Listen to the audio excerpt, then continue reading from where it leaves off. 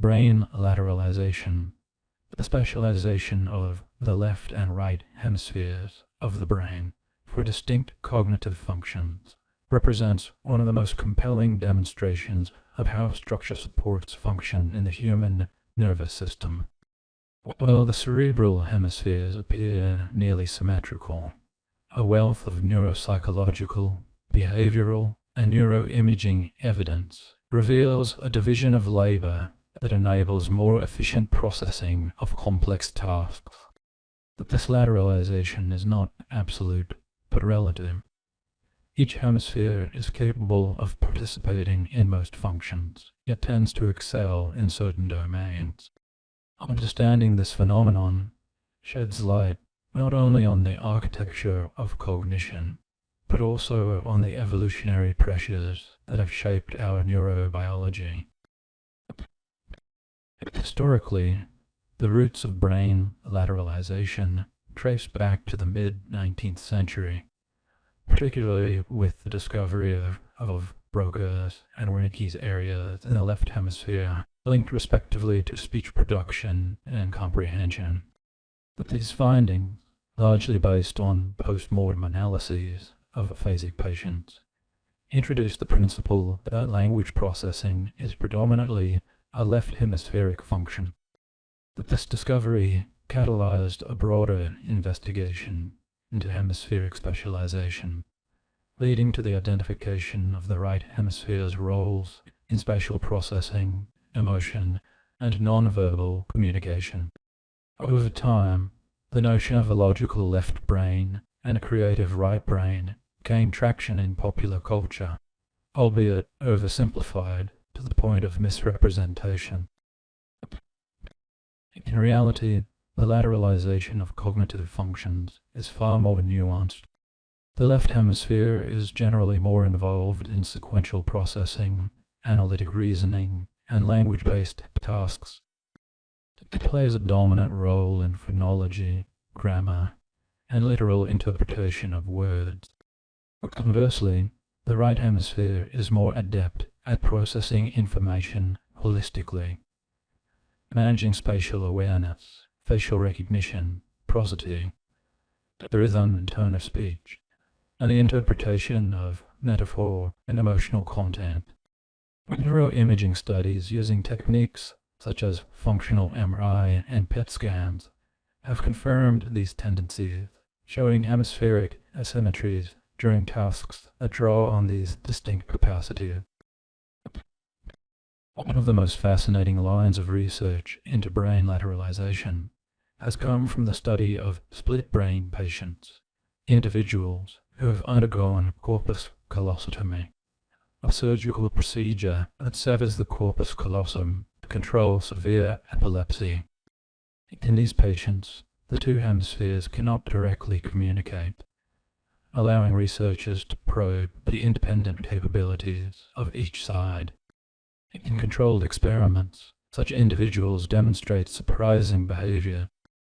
For instance, if an object is placed in the left visual field, processed by the right hemisphere, the person may not be able to name it, but can select it from a group using the left hand.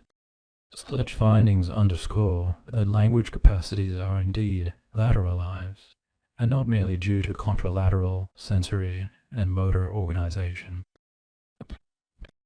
However, brain lateralization is not synonymous with localization. While certain functions show hemispheric dominance, they still involve distributed neural networks that span both hemispheres. Moreover, the degree of lateralization varies across individuals and is modulated by factors such as handedness, sex, and even early developmental experiences. For example, while around 95% of right-handed individuals exhibit left hemisphere language dominance, the figure drops to approximately 70s among left-handers. This variability suggests that while genetic and evolutionary influences have shaped lateralization, neural plasticity plays a key role in how it manifests in individuals. Lateralization also influences the efficiency of cognitive processing. By distributing different functions across the hemispheres, the brain minimizes redundancy and maximizes parallel processing capability. This is especially beneficial in multitasking environments where concurrent but distinct streams of information must be managed. From an evolutionary standpoint, such division of labor may have conferred significant survival advantages. Comparative studies across species suggest that lateralization is not uniquely human, but observed in a wide range of animals, including birds, fish, and primates. In these cases, lateralization enhances ecological adaptability. For instance, enabling an animal to monitor predators with one eye while foraging with the other. Yet the benefits of lateralization must be balanced against its vulnerabilities. Neurological damage to one hemisphere can result in specific and often devastating deficits, such as aphasia or hemispatial neglect, depending on the site of injury. Understanding the lateralized nature of these impairments is critical for developing targeted rehabilitation strategies. Moreover, neurodevelopmental and psychiatric conditions, including autism, schizophrenia, and dyslexia, have been linked to atypical patterns of brain lateralization. In autism, for instance, language processing may be less lateralized, possibly contributing to the observed language and social communication difficulty. In schizophrenia, abnormal lateralization is associated with thought disorder and impaired executive function, although the causality and directionality of these relationships remain under investigation. Recent advances in connectomics and machine learning have enabled researchers to model hemispheric interactions with unprecedented precision, highlighting the dynamic interplay between a lateralized specialization and interhemispheric communication. The corpus callosum, once seen merely as a bridge, is now appreciated as a selective filter that coordinates activity between hemispheres. Rather than acting as independent modules, the hemispheres cooperate, inhibit, and augment each other's functions in a context-dependent manner. This perspective moves beyond the dichotomy of left versus right brain, emphasizing instead the orchestration of asymmetrical yet complementary networks. The educational, clinical implications of brain lateralization are substantial. In pedagogy, recognizing individual differences in lateralization could help tailor learning strategies. For instance, children with right hemisphere strength may benefit more from visual spatial instruction, while those with left hemisphere dominance might excel with verbal instruction. In neurorehabilitation, interventions such as constraint-induced therapy or hemispheric stimulation aim to harness intact functions from the contralateral hemisphere to compensate for lost ability.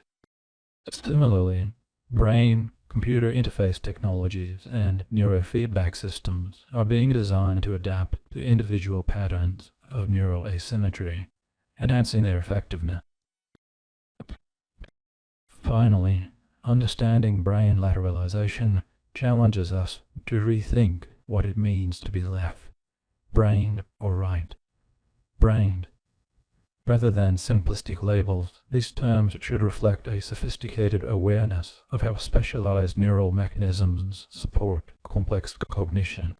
The bilateral brain is not a split entity, but a harmonized system in which lateralized functions, neural plasticity, and interhemispheric coordination converge to produce the rich tapestry of human thought, language, emotion, and behavior.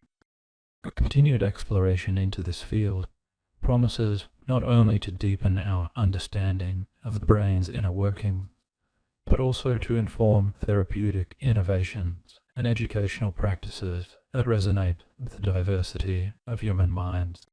Encoding and retrieval are foundational processes in human memory that underlie our ability to learn, retain, and recall information. These processes are not merely passive mechanisms, but dynamic and intricate systems shaped by cognitive, neurological, and contextual factors. Encoding refers to the initial process of perceiving and learning information, transforming sensory input into a format that can be stored in the brain. Retrieval, on the other hand, is the process of accessing and bringing stored information into conscious awareness.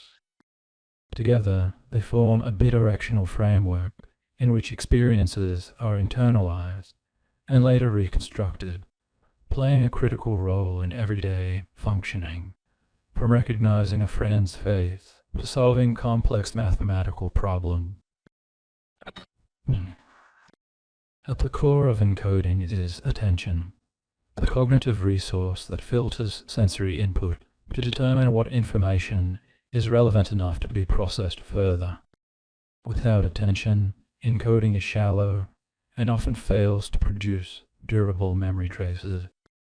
The depth of processing framework, introduced by Craig and Lockhart, emphasizes that the quality of encoding is more influential than the quantity. Deep processing, which involves semantic encoding, attaching meaning and understanding to information, tends to create more robust memory traces than shallow processing, which may involve mere structural or phonetic encoding. For instance, remembering the concept of justice because it aligns with one's values results in deeper encoding than memorizing the word justice based on its appearance or sound. Encoding is also significantly influenced by the modality of information. Visual, auditory, and kinesthetic modalities engage different neural circuits and can affect how well information is remembered. Dual coding theory posits that information encoded both visually and verbally is more likely to be retained because it has multiple retrieval paths. Mnemonic devices, elaborative rehearsal, and chunking strategies enhance encoding by organizing information in meaningful or structured ways. Chunking, for example, allows individuals to condense large sets of data, such as a phone number, into manageable units, capitalizing on the brain's limited capacity for working memory. The biological underpinnings of encoding involve the hippocampus and surrounding medial temporal lobe structures, which play a crucial role in consolidating information from short-term to long-term memory. Synaptic plasticity, particularly long-term potentiation, facilitates the strengthening of connections between neurons, thereby stabilizing encoded information. The role of neurochemicals, such as acetylcholine and glutamate, is also essential in modulating attention and facilitating synaptic transmission during the encoding phase. Additionally, emotional arousal can enhance encoding by activating the amygdala, which interacts with the hippocampus to prioritize emotionally salient information for storage. Retrieval, while seemingly a simple act of recollection, is a reconstructive process subject to numerous influences. Memory retrieval can be explicit, as in conscious recall or recognition, or implicit, where previous experiences influence behavior without conscious awareness. Contextual and state-dependent cues play a pivotal role in facilitating retrieval. The encoding specificity principle suggests that retrieval is most effective when the contextual conditions at encoding match those at retrieval. That this phenomenon is evident in real-life scenarios, such as remembering information better in the same room where it was learned while happy more easily when in a similar emotional state. Retrieval cues serve as stimuli that help access stored memory. These can be external, like a specific scent or song, or internal, such as a thought or feeling. The effectiveness of cues is largely determined by how well they were encoded alongside the target memory. This interdependence forms the basis of associative networks in memory, where concepts are linked and activation of one node can trigger the retrieval of related information. The spreading activation theory elaborates on this mechanism, suggesting that activation flows through the network, with closely related concepts being more readily accessible. Failures in retrieval can arise from interference, decay, or insufficient cue. Interference theory distinguishes between proactive interference, where old memories hinder the recall of new information, and retroactive interference, when new learning disrupts the retrieval of older memory. Decay theory posits that memory traces weaken over time, particularly when not accessed frequently, although evidence for decay is more robust in short-term memory than long-term memory. Retrieval-induced forgetting further complicates the picture, demonstrating that retrieving certain items can impair the recall of related, non-retrieved items, highlighting the competitive nature of memory access. Neurocognitive studies using imaging techniques like fMRI and EEG have provided insights into the brain regions involved in retrieval. Prefrontal cortex is critical for strategic retrieval and monitoring, particularly in distinguishing true memories from false ones. The hippocampus, while crucial for encoding, also supports the reactivation of memory traces during retrieval, enabling the reconstruction of past experiences. Moreover, recent models of memory, such as the complementary learning systems theory, propose that the hippocampus rapidly encodes specific experiences, while the neocortex gradually extracts generalities and patterns over time, facilitating both specific and generalized retrieval. An important aspect of retrieval is its impact on memory strength. The testing effect, a robust phenomenon in educational psychology, demonstrates that retrieving information enhances long-term retention more effectively than restudying the same material. Retrieval acts as a form of reconsolidation, during which memories are restored with updated associations or contextual detail. However, this plasticity also introduces vulnerabilities.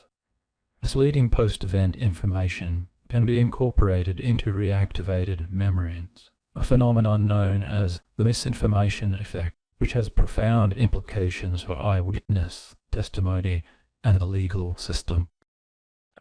The interplay between encoding and retrieval is dynamic and reciprocal. Effective encoding strategies inherently facilitate retrieval by creating accessible and richly interconnected memory traces. Conversely, frequent and effortful retrieval strengthens memory and refines encoding processes for future learning.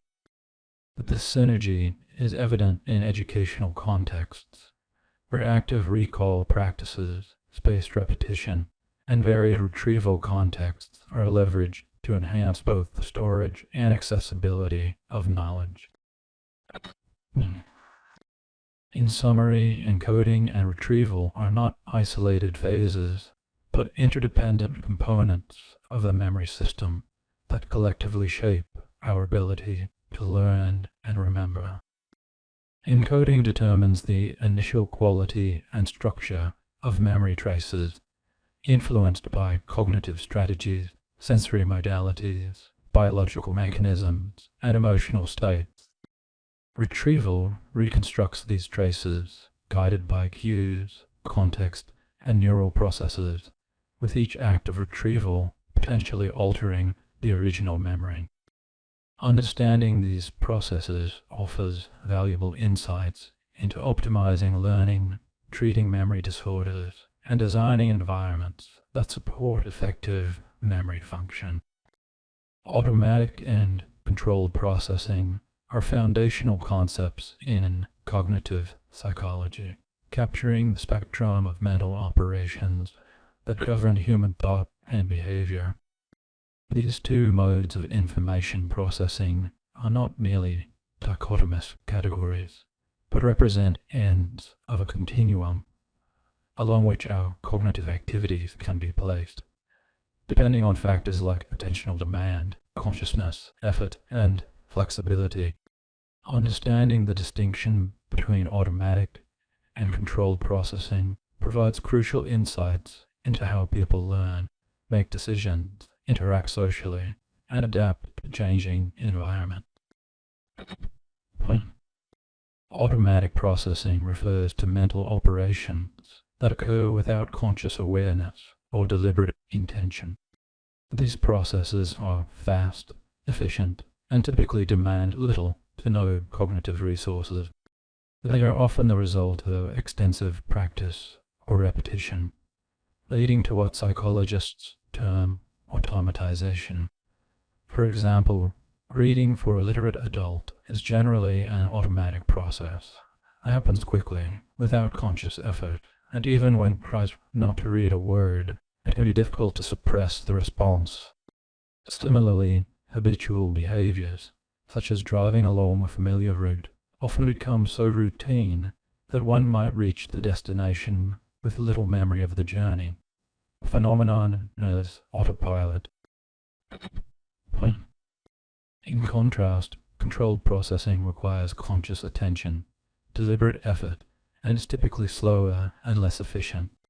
It is used when a task is novel, complex, or requires flexible problem solving. Controlled processes are central to executive functions, such as reasoning, planning, and decision-making. For instance, learning to drive involves highly controlled processing. Each action must be consciously planned and executed, from adjusting mirrors to coordinating gear shifts. Only with repetition and experience do these controlled actions become automatic. The theoretical framework that outlines the differences between these two modes of processing has roots in early cognitive theories, notably the dual process theories of cognition. These theories suggest that human thinking operates through two systems. System 1, which is fast, automatic, and intuitive, and System 2, which is slow, deliberate, and analytical. Although this model simplifies the rich complexities of cognition, it captures essential features of how automatic and controlled processes interact. Crucially, automatic and controlled processes are not mutually exclusive. Rather, they often work in tandem. Controlled processes can give rise to automaticity through repeated use, a concept central to skill acquisition. For example, in sports or musical training, what begins as a highly controlled effort, learning scales on a piano or perfecting a tennis serve, can become automatized through repeated practice. This transformation frees up cognitive resources, allowing individuals to focus on higher order goals or adapt to dynamic situations. However, this efficiency comes at a cost. Once a behavior becomes automatic, it can be difficult to modify, even when context or goals change. This interplay also has implications for attention and cognitive load. Controlled processing is resource intensive and susceptible to interference. meaning that multitasking or distraction can severely impair performance. For instance, solving a complex math problem while conversing is difficult because both activities require conscious effort. Conversely, automatic processes are more robust under cognitive load, which is why one can walk and chew gum or recognize a face in a crowd with little effort. Moreover, automatic processing can be both beneficial and problematic. On the positive side, it allows for rapid responses and efficient navigation of routine environments. In social contexts, automatic processes help us interpret nonverbal cues, categorize social roles, or judge emotional expressions, all crucial for social functioning. However, automaticity also underlies cognitive biases and stereotypes. Social psychologists have demonstrated that implicit biases, unconscious attitudes toward certain groups, often stem from automatic associations formed through cultural exposure.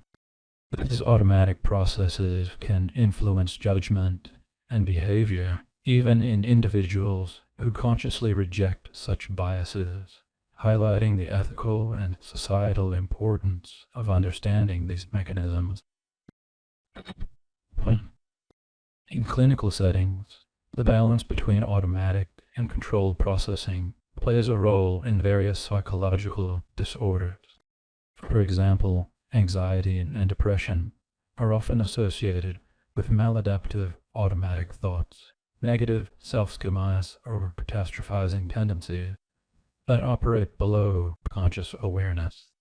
Cognitive behavioral therapy aims, in part, to bring these automatic thoughts into conscious awareness for evaluation and restructuring, effectively converting automatic processes into controlled ones. Similarly, in addiction research, craving and relapse are driven by automatic responses to cues, and successful interventions often aim to strengthen controlled processes to resist these impulses. Neurologically, automatic and controlled processes recruit different brain systems. Automatic processing is often associated with subcortical structures like the basal ganglia and cerebellum, which are involved in procedural memory and habit formation. In contrast, controlled processing relies heavily on the prefrontal cortex, the seat of executive functions, working memory, and attentional control. Neuroimaging studies have shown that tasks requiring active monitoring, decision-making, or inhibition of habitual responses elicit greater activity in the prefrontal regions. This neural distinction underscores the effortful nature of controlled processing and its vulnerability in cases of brain injury or cognitive decline. Another dimension of this dichotomy is the role of consciousness. While automatic processes typically operate outside of conscious awareness, controlled processes are introspectively accessible. The distinction has significant implications for theories of consciousness and the philosophy of mind. It also affects how we interpret responsibility and intention in human action. An automatic slip of the tongue may not reflect a person's belief, while a deliberate statement might. Educational and occupational domains also benefited from understanding the transition between controlled and automatic processing. In education, instructors aim to help students internalize procedures, whether it's decoding words, solving algebraic equations, or applying grammatical rules, so that these skills become automatic and can support higher-order reasoning. In high-stakes professions like aviation or surgery, where precision is crucial, extensive training ensures that core procedures become automatic, reducing errors under pressure. In sum, The distinction between automatic and controlled processing captures a fundamental aspect of human cognition, our ability to operate both effortlessly and deliberately, depending on the demands of the task. While automaticity offers efficiency and speed, controlled processing provides the flexibility and awareness necessary for adapting to novel or complex situations. The interplay between these modes of thought is evident in everything from everyday habits to sophisticated problem solving, and underpins many domains of human functioning. As such, understanding this duality is not only key to advancing cognitive science, but also to improving education, clinical practice, and social interventions. Auditory processing refers to the complex set of neurological operations involved in interpreting and making sense of the sounds we hear. It goes beyond the simple detection of sound waves by the ear and extends into how the brain decodes, organizes, and assigns meaning to auditory input. For a well-educated audience, it's crucial to understand that auditory processing is not a monolithic event, but a series of interlinked cognitive and neurophysiological mechanisms that together form the basis of our ability to comprehend speech, enjoy music, detect environmental cues. This intricate process is foundational to language acquisition, social interaction, learning, and even survival. The auditory pathway begins with the ear, where sound waves are funneled through the outer ear, causing vibrations in the tympanic membrane. These mechanical oscillations are transmitted via the ossicles of the middle ear into the fluid-filled cochlea of the inner ear, where they are transformed into neural signals by hair cells in the organ of Corti. These signals are then relayed to the auditory nerve and sent to the brainstem's cochlear nuclei. From there, the auditory information travels through several relay stations in the midbrain, such as the superior olivary complex and inferior colliculus, before reaching the thalamus, specifically the medial geniculate body, and finally the auditory cortex in the temporal lobe.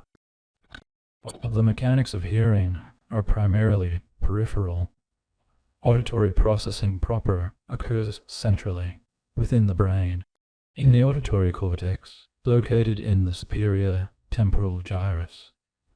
Sounds are decoded for pitch, rhythm, spatial, localization, and timbre. This region collaborates with other cortical and subcortical areas, including the prefrontal cortex, hippocampus, and parietal lobes, to integrate auditory input with memory, attention, and language systems. For instance, recognizing a familiar voice or understanding spoken language involves not only the auditory cortex, but also Wernicke's area for language comprehension, and Broca's area for language production and planning. Auditory processing can be dissected into several distinct capabilities, such as auditory discrimination, temporal processing, auditory memory, and auditory figure, ground differentiation. Auditory discrimination refers to the ability to detect differences in pitch, volume, or duration between sounds. This skill is essential for distinguishing phonemes, the smallest units of sound in speech, and is foundational to reading and spelling. Temporal processing involves the brain's ability to perceive the timing of sounds, which is crucial for understanding speech in noisy environments or following the rhythm in music. Auditory memory allows individuals to retain and recall sounds or verbal instructions over short or extended periods, supporting tasks like following multi-step directions or learning new vocabulary. Auditory figure, ground processing, is the capacity to focus on relevant sounds in a noisy background, such as hearing a friend's voice in a bustling restaurant. These discrete abilities though individually identifiable, operate in concert to facilitate seamless auditory perception and interpretation. Disorders of auditory processing, broadly referred to as auditory processing disorders, AP, can significantly impact communication, learning, and quality of life, particularly in children. AP is characterized by a normal range of peripheral hearing, but a deficit in the brain's ability to interpret auditory information. Symptoms may include difficulty following verbal instructions, frequent requests for repetition, poor listening skills, and struggles with reading or spelling despite normal intelligence and hearing. Diagnosis often requires a battery of tests administered by audiologists, including assessments of speech, in noise recognition, dichotic listening, and temporal sequencing. One of the most studied components of auditory processing is speech perception, particularly how the brain deciphers phonemes amid rapid and variable speech patterns. This decoding relies on both bottom-up and top-down processing. Bottom-up processing involves the direct analysis of auditory signals based on acoustic features, while top-down processing incorporates contextual clues, memory, and expectations to fill in missing or ambiguous information. For example, in the Gurk effect, a well-known auditory illusion, the visual input of lip movements can influence the auditory perception of phonemes, demonstrating how multimodal integration shapes what we hear. This interaction highlights the brain's reliance on both sense to construct meaningful auditory experiences. Neuroscientific research has identified several neural correlates of auditory processing using methods such as functional MRI, and magnetoencephalography. Event-related potentials, ERPs, such as the mismatch negativity, M, and 300 have been extensively used to study how the brain detects deviations in auditory stimuli or updates its working memory in response to changes. These signals provide a window into the timing and dynamics of auditory processing at the cortical level. They have also been used as biomarkers in clinical populations, such as individuals with schizophrenia, autism spectrum disorders, and specific language impairment, all of whom often exhibit atypical auditory processing patterns. Moreover, auditory processing is not static across the lifespan. In early childhood, it plays a crucial role in the development of phonological awareness and language skills. The plasticity of the auditory system is particularly high in this period, meaning that early interventions can yield substantial benefits for children with apt or language delays. Conversely, aging is associated with a decline in auditory processing abilities, even in individuals with normal hearing thresholds. Older adults often struggle with speech perception in noisy environments due to reduced temporal resolution and neural synchrony. This phenomenon, sometimes termed hidden hearing loss, underscores the importance of central auditory integrity in maintaining effective communication. Auditory training programs have shown promise in improving auditory processing skills. These interventions often involve repetitive listening exercises designed to enhance discrimination, memory, and attention to auditory input. In children, such training can lead to measurable improvements in language, literacy, and academic performance. In adults, particularly those with age-related decline or cochlear implants, auditory training can help recalibrate the brain's interpretation of sound, facilitating better speech understanding and quality of life. Additionally, individual differences in auditory processing are influenced by genetic, environmental, and experiential factors. Musical training, for example, has been shown to enhance several aspects of auditory processing, including pitch discrimination, auditory memory, and speech, noise recognition. These enhancements likely stem from neuroplastic changes in auditory and motor regions, as well as strengthened connectivity between auditory and prefrontal cortical area. Conversely, environmental noise exposure, ototoxic medications, or neurological injuries can impair auditory processing capability. Ultimately, auditory processing represents a core cognitive ability that bridges sensory input and higher order cognition. It allows us to make sense of the acoustic world, engage in complex linguistic interactions, and respond adaptively to our environment. Understanding its mechanisms, variations, and vulnerabilities not only deepens our grasp of human communication, but also informs educational strategies, clinical diagnostics, and therapeutic interventions across the lifespan. Attention deficit and cognitive disorders constitute a broad spectrum of neurodevelopmental and neuropsychiatric conditions that impair various aspects of mental functioning, particularly those related to attention, memory, executive control, and processing speed. While often first diagnosed in childhood, many of these disorders persist across the lifespan and manifest with considerable variability, depending on the underlying neurobiological, genetic, and environmental influences. The increasing understanding of these conditions has moved beyond simplistic categorizations toward a more nuanced neurocognitive framework that accounts for the interplay between brain function and behavior. Attention deficit hyperactivity disorder, ADD, remains the prototypical attention-related condition characterized by persistent patterns of inattention, hyperactivity, and impulsivity. However, it is crucial to note that attentional deficits are not exclusive to ADHD. Cognitive disorders such as dementia, traumatic brain injury, TDI, schizophrenia, and certain forms of learning disabilities also are present with varying degrees of attention dysfunction. Even within ADHD, heterogeneity is significant.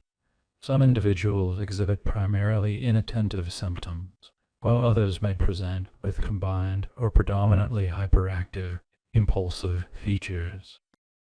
The pathophysiology of ADHD involves disrupted functioning of the frontostriatal circuitry, particularly hypoactivation in the prefrontal cortex and anomalies in dopamine and norepinephrine neurotransmission.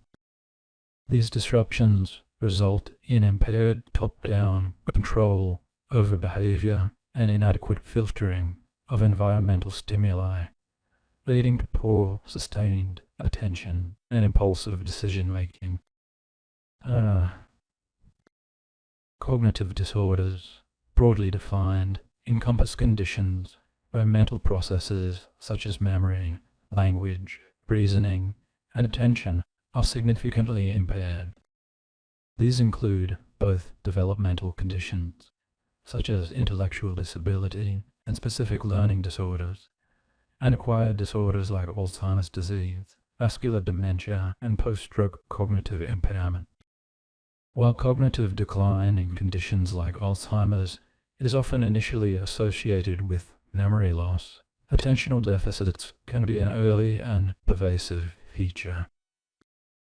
For example, reduced selective attention and divided attention capacity are often evident before overt memory impairments become debilitating. This suggests that attention serves as a foundational mechanism for higher-order cognitive processes. When it is compromised, it cascades into broader cognitive dysfunction. The neuroanatomical underpinnings of attention and cognition involve distributed networks rather than isolated brain regions. The dorsal attention network, which includes the intraparietal, sulcus, and frontal eye fields, supports goal-directed, voluntary attention.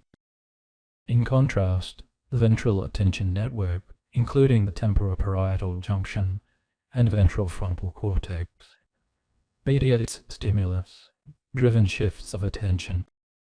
These systems are modulated by neurotransmitter systems, particularly cholinergic and catecholaminergic pathways, which are notably disrupted in many cognitive disorders. For instance, in Alzheimer's disease, degeneration of the basal forebrain cholinergic system severely impairs attentional filtering and working memory, exacerbating overall cognitive decline. From a diagnostic standpoint, distinguishing between primary attention disorders like ADAT and secondary attentional impairments resulting from broader cognitive disorders is critical. Neuropsychological assessments play a pivotal role here, employing tasks that isolate specific cognitive domains. The Continuous Performance Test, SCAP, for example, measures sustained attention and vigilance, while the Wisconsin Card Sorting Test assesses executive control and cognitive flexibility. Advances in neuroimaging, particularly functional MRI and PET scans, have further illuminated the neural correlates of these deficits, revealing hypoactivation in frontoparietal networks and aberrant cognitive impairment syndromes. One compelling area of research explores the bidirectional relationship between attention deficits and cognitive disorders. Longitudinal studies have shown that individuals with untreated H are at a higher risk for developing cognitive impairments later in life, possibly due to chronic understimulation of executive brain regions or comorbidities such as depression and substance abuse.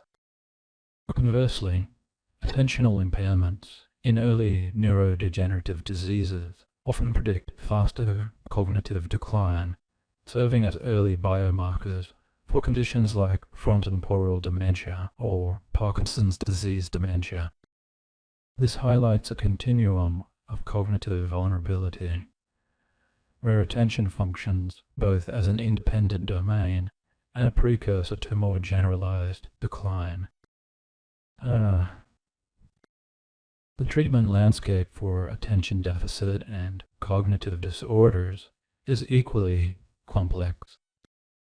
Pharmacological interventions for aid, such as stimulants, e.g. methylphenidate and amphetamines, and non-stimulants, atomoxetine, primarily aim to enhance dopaminergic and noradrenergic signaling.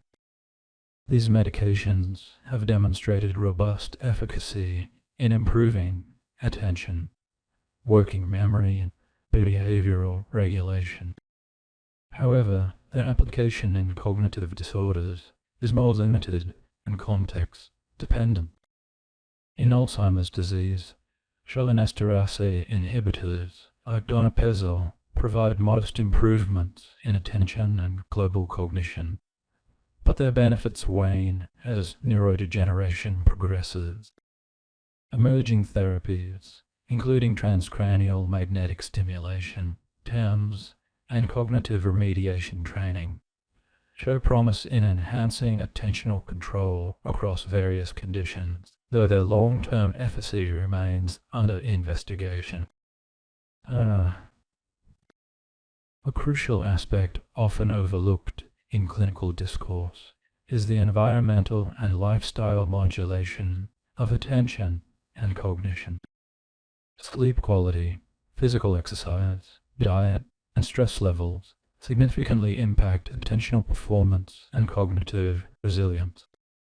For instance, chronic sleep deprivation impairs sustained attention and executive function, mimicking H symptomatology. Similarly, cardiovascular health is tightly linked to cognitive function, particularly in aging populations, underscoring the role of systemic health in brain function. Educational interventions, behavioral therapy, and mindfulness-based training have shown efficacy in improving attentional regulation, particularly in children with ADHD and older adults at risk of cognitive decline. It is also important to address the psychosocial implications of these disorders.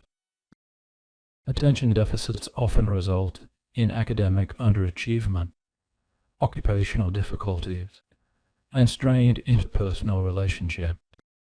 In cognitive disorders, especially those involving progressive decline, the loss of autonomy and identity can be profound. Early diagnosis and individualized intervention plans are essential not just for clinical management, but for preserving quality of life. Multidisciplinary care teams involving neurologists, psychiatrists, psychologists, and educators are vital in ensuring that treatment approaches address the multifaceted nature of these disorders. In recent years, artificial intelligence and digital health technologies have introduced novel paradigms for assessing and managing attention and cognitive disorders. Smartphone-based attention trackers, digital phenotyping, and machine learning models that predict cognitive trajectories offer exciting avenues for personalized care. These tools, when integrated with traditional clinical assessments, may enable earlier detection and more precise intervention strategies, potentially altering the course of cognitive decline or improving outcomes in developmental disorders. In conclusion, attention deficit and cognitive disorders represent a complex interplay of neurobiological dysfunction, environmental factors, and behavioral manifestation. While traditionally compartmentalized, these conditions share overlapping mechanisms and trajectories that warrant a more integrated framework of understanding. As neuroscience continues to unravel the intricacies of attention and cognition, the prospect for targeted, effective interventions grows.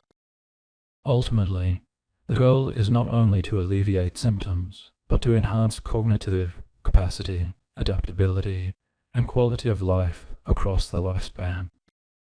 Attention, a fundamental cognitive process, enables individuals to navigate and interact effectively with their environment by selectively concentrating on specific information while ignoring other stimuli. It is central to virtually every aspect of cognition, including perception, memory, language, and decision-making.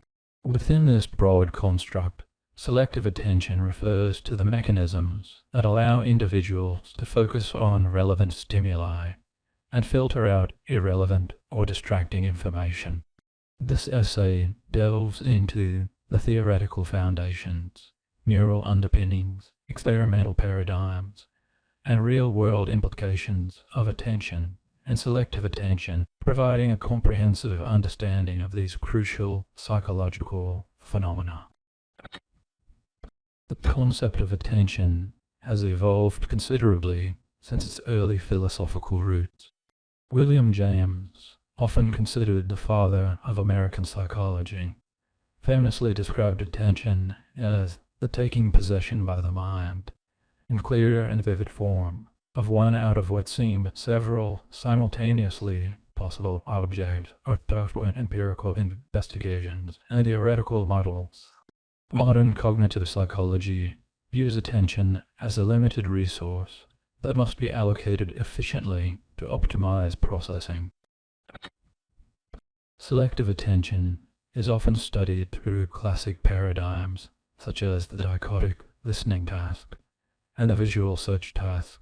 In dichotic listening experiments, participants receive different auditory streams in each ear and are instructed to attend to 1. Findings from such studies, notably those by Cherry, 1953, and Broadbent, 1958, led to the development of filter models of attention. Broadbent's early selection model posited that attention acts as a filter that selects information based on physical characteristics before semantic processing. However, this model was challenged by evidence showing that unattended information could still influence behavior, leading to Treisman's attenuation theory and Dutch as late selection theory. The spotlight metaphor is another influential concept in attention research. Proposed by Posner and colleagues, it suggests that attention functions like a spotlight, enhancing the processing of stimuli within its beam. Posner's cueing paradigm demonstrated that attentional shifts could occur independently of eye movements, and that valid cues facilitated faster reaction time to target, thus highlighting the benefits of covert attention. Neuroscientific studies have significantly advanced our understanding of the brain mechanisms underlying attention. Functional neuroimaging and electrophysiological techniques have identified a network of brain regions involved in attentional control, including the prefrontal cortex, parietal cortex, and subcortical structures such as the thalamus. The dorsal attention network is associated with goal-directed top-down control, while the ventral attention network is linked to stimulus-driven bottom-up attention. Neurophysiological studies in non-human primates have also elucidated the role of individual neurons in selective attention, showing enhanced firing rates for attended stimuli. At a more granular level, attention modulates neural processing by enhancing signal-to-noise ratios and synchronizing oscillatory activity across brain regions. This dynamic coordination facilitates efficient information processing and underlies the brain's ability to prioritize relevant stimuli.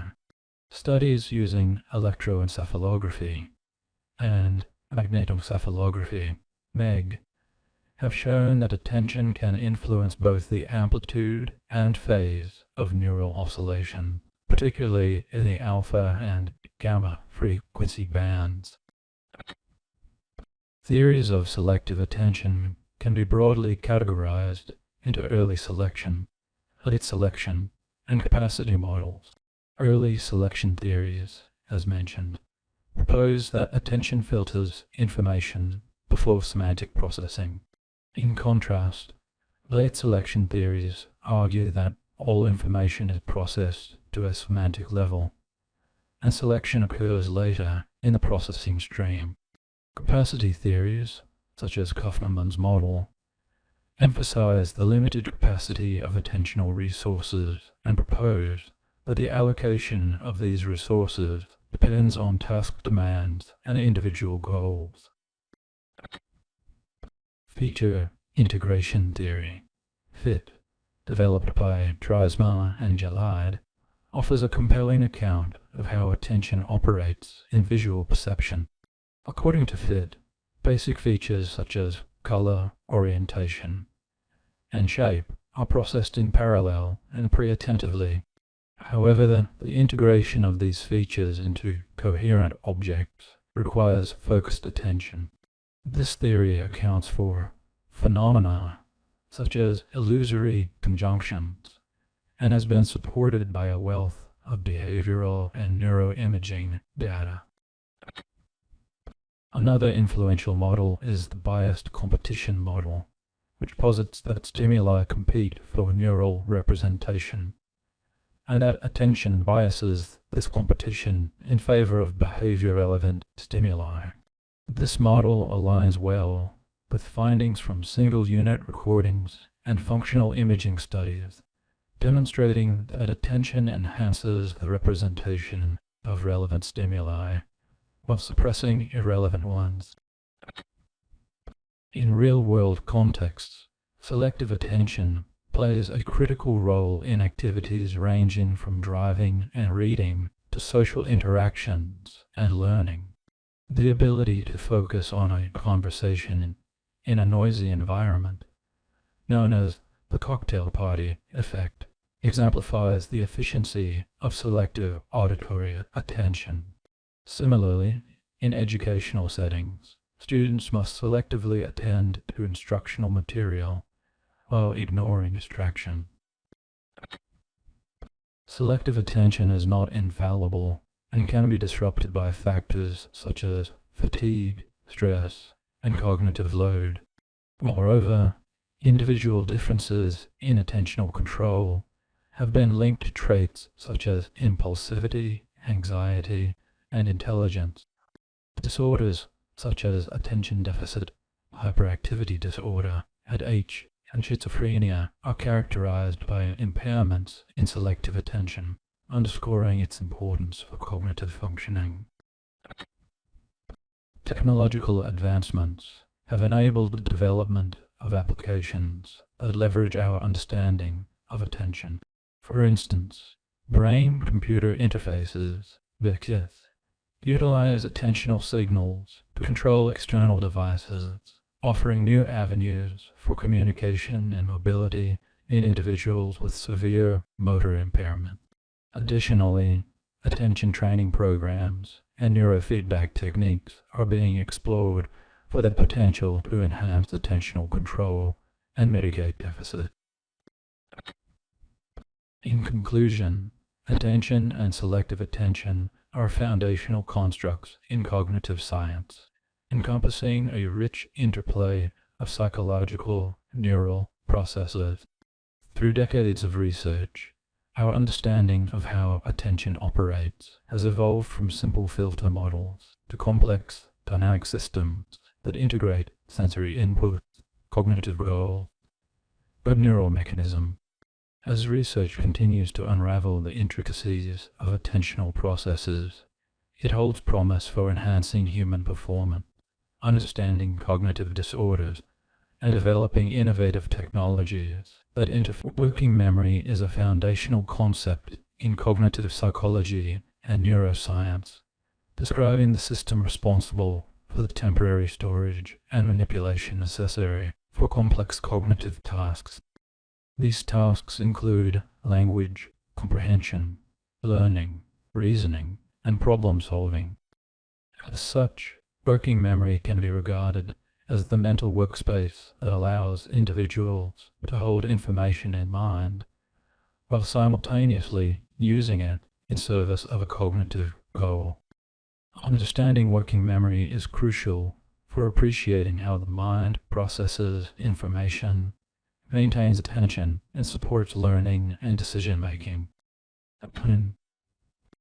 This essay explores working memory in depth, elucidating its theoretical foundations, neural underpinnings, development across the lifespan, relationship with other cognitive constructs, and its practical implications in human performance domains.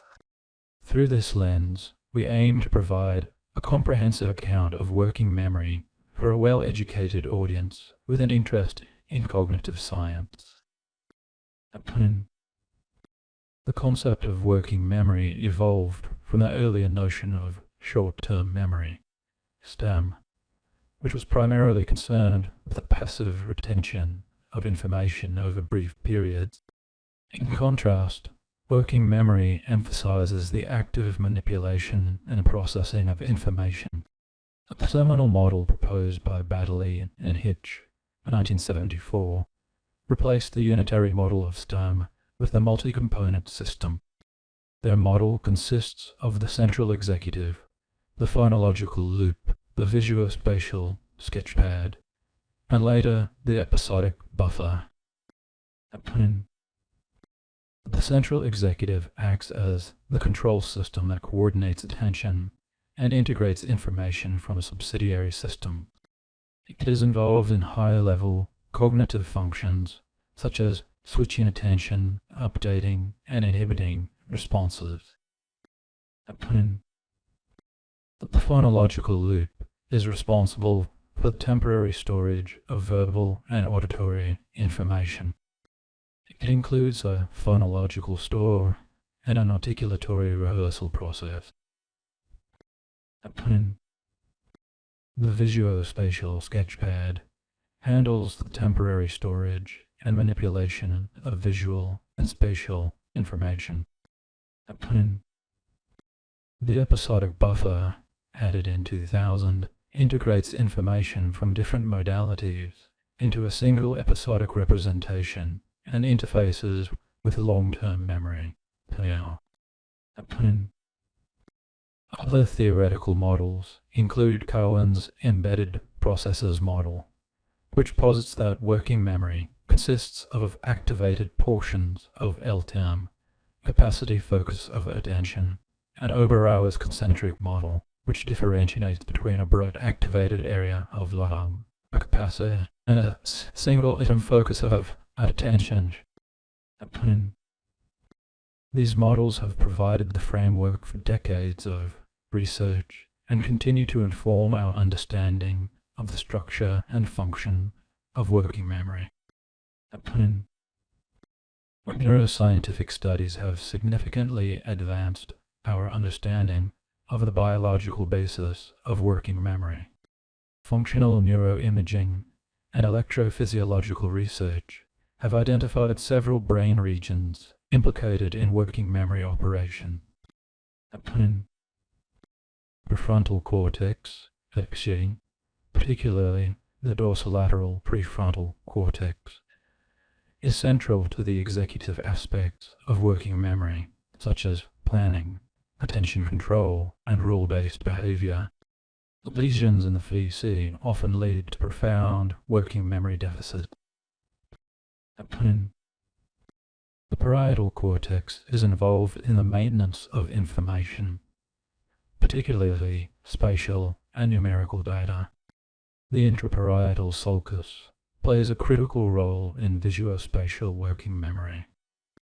The temporal lobes, especially the superior temporal gyrus, are associated with phonological processing, and the medial temporal lobes are increasingly recognized for their role in the integration of working memory with LTAM.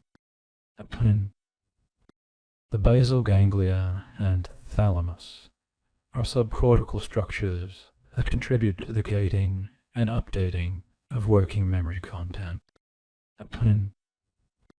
The cerebellum, although traditionally associated with motor functions, is now known to support working memory, particularly in the domain of verbal rehearsal.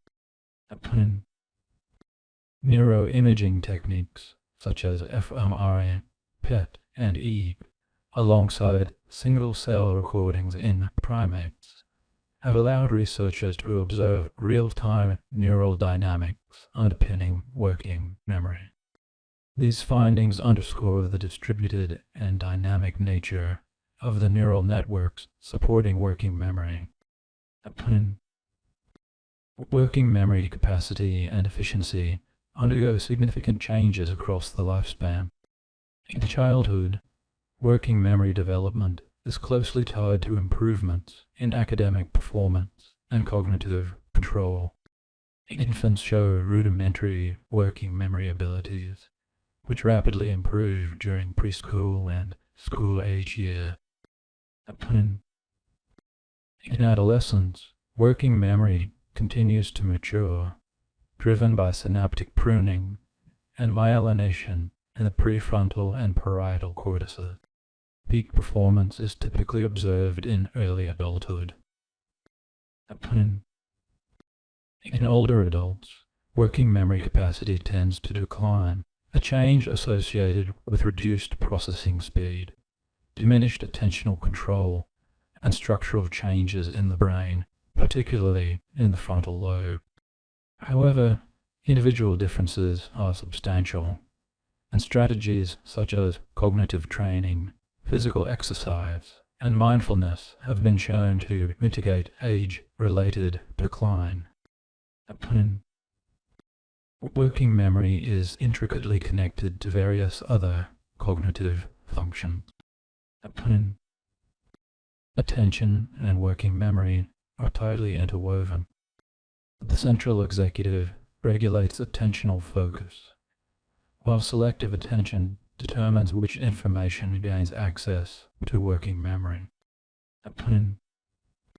Working memory and long-term memory, LTEM, interact continuously. The episodic buffer facilitates the integration of current information with LTEM. Moreover, the rehearsal processes in working memory aid in encoding information into LTEM.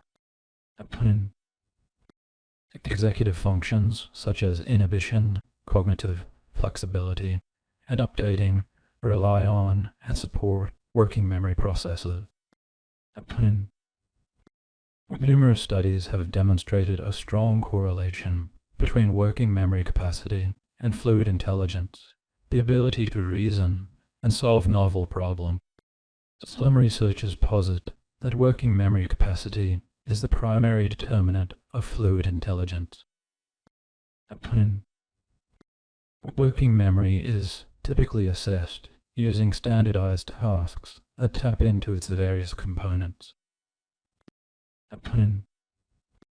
Digit span, forward and backward, measures verbal storage and manipulation. Corsi, block, tapping task evaluates visuospatial working memory. Back task requires participants to monitor a sequence of stimuli and identify when a current stimulus matches one presented n steps earlier. Reading span and operation span tasks combine storage and processing demands, providing robust estimates of working memory capacity. These tasks are used in both research and applied settings to assess cognitive functioning in individuals. Working memory plays a pivotal role in learning. Children with strong working memory skills tend to perform better in reading, mathematics, and problem solving. Conversely, working memory deficits are common in developmental disorders such as ADHD, dyslexia, and specific language impairment. In education, strategies to support students with working memory difficulties include reducing cognitive load, using visual aids, breaking tasks into smaller steps, and teaching memory strategies such as chunking and rehearsal. Digital tools and games designed to train working memory are increasingly popular, though the evidence for far transfer, i.e., improvement in general cognitive abilities, remains mixed. In clinical psychology, working memory assessments are integral to the diagnosis and management of cognitive impairments associated with conditions like traumatic brain injury, schizophrenia, and neurodegenerative diseases. Cognitive remediation programs aim to improve working memory function through targeted exercises.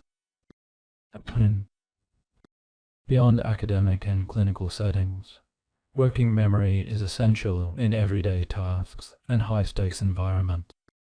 For instance, air traffic controllers, surgeons, athletes, and musicians rely heavily on working memory to monitor, plan, and adapt their actions in real time. Stress, fatigue, and emotional arousal can adversely affect working memory performance.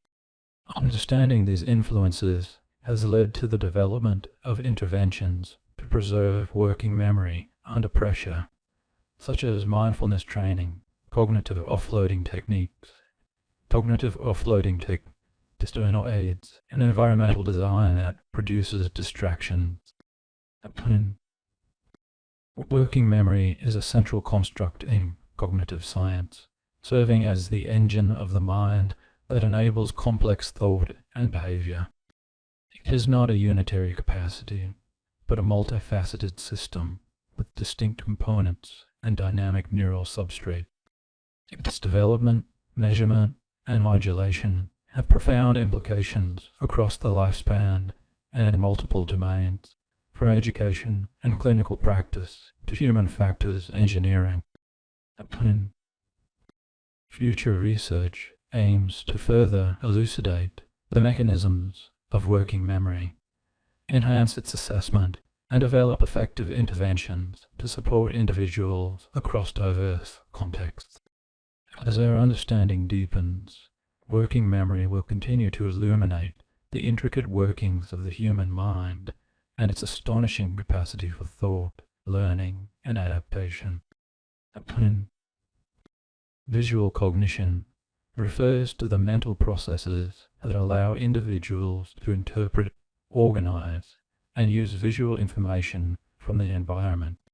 As a cornerstone of human perception, visual cognition encompasses a vast array of functions, ranging from the simple detection of light and motion to the more complex tasks of object recognition, spatial reasoning, and visual memory. Understanding visual cognition requires a multidisciplinary approach, blending insights from cognitive psychology, neuroscience, computer vision, and philosophy of mind. For a well-educated audience, it is crucial to explore not only the mechanisms by which visual cognition operates, but also its implications for broader cognitive architecture and artificial intelligence. At its most fundamental level, visual cognition begins with the perception of raw visual stimuli through the eyes. Light enters the eye and is focused onto the retina, where photoreceptor cells, rods and cones, convert light into electrical signals. These signals are transmitted via the optic nerve to various regions of the brain, particularly the primary visual cortex, 1, and the occipital lobe. This early stage of processing is responsible for detecting basic features such as edges, color, orientation, and motion. Yet visual cognition does not reside solely in the act of seeing. Rather, it is rooted in the brain's interpretation of visual data, which requires hierarchical and distributed processing. Once the initial sensory data is acquired, the brain organizes this information into coherent representations through what is known as perceptual grouping. This process includes principles described by Gestalt psychology, such as proximity, similarity, continuity, and closure, which govern how discrete visual elements are perceived as unified objects. For example, when viewing a dotted outline of a shape, individuals often perceive a whole figure even when parts are missing due to these intrinsic organizational heuristics. This phenomenon illustrates how the mind actively constructs visual reality rather than passively recording it. A central component of visual cognition is object recognition, the ability to identify and classify objects in the visual field. This process engages several brain regions, including the lateral occipital complex, LOC, and the fusiform face area, the latter being specialized for facial recognition. Object recognition operates through both bottom-up and top-down mechanisms. Bottom-up processing involves building a percept from incoming sensory data, while top-down processing incorporates prior knowledge, context, and expectations to influence the perception. These dual pathways ensure that recognition is both efficient and adaptable, allowing humans to identify familiar objects under varied conditions, such as changes in lighting, orientation, or partial occlusion. Visual attention plays an indispensable role in managing the vast amount of visual information the environment provides. Through selective attention, individuals prioritize relevant stimuli while filtering out extraneous details. Visual attention can be overt, involving the physical movement of the eyes, or covert, where attention shifts without eye movement. Theories such as the spotlight model and the zoom lens model conceptualize attention as a resource that can be concentrated narrowly or distributed broadly. The dorsal attention network, involving the intraparietal, sulcus, and frontal eye fields, is particularly implicated in the voluntary control of attention, while the ventral network is associated with stimulus-driven shift. Beyond recognition and attention, visual cognition also includes spatial awareness and visuomotor coordination. These abilities enable individuals to navigate the environment, judge distances, and manipulate objects effectively. The dorsal visual stream, often referred to as the wear pathway, extends from the occipital lobe to the parietal lobe and is critical for processing spatial relationships and guiding actions based on visual input. For instance, catching a bowl or driving a car requires continuous updating of spatial information in real time, a task that would be impossible without an integrated system for visual motor coordination. Memory systems interact intimately with visual cognition. Visual short-term memory, also known iconic memory or visual working memory, allows for the temporary storage and manipulation of visual information. It is limited in both capacity and duration, generally holding about 3 to 4 items for a few seconds. Longer-term visual memory enables the storage of detailed representations over extended periods and is essential for tasks such as recognizing landmarks or recalling faces. Interestingly, research suggests that visual memory is not a simple repository of images, but is rather reconstructive in nature, subject to influence by schemas, biases, and context. The development of visual cognition over the lifespan also reveals much about its underlying architecture. In infants, visual acuity and attention mechanisms are rudimentary, but improve rapidly within the first year. Critical periods during early development are essential for the proper maturation of visual pathways.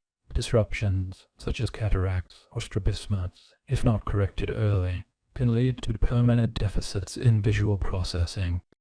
In aging populations, declines in visual acuity, contrast sensitivity, and attentional control are common, yet compensatory strategies, such as increased reliance on contextual cues, often help maintain functional performance. Neuropsychological conditions provide compelling windows into the architecture of visual cognition. Disorders such as visual agnosia, where individuals can see but not recognize objects, and prosopagnosia, the inability to recognize faces, point to the specialized and modular nature of visual processing.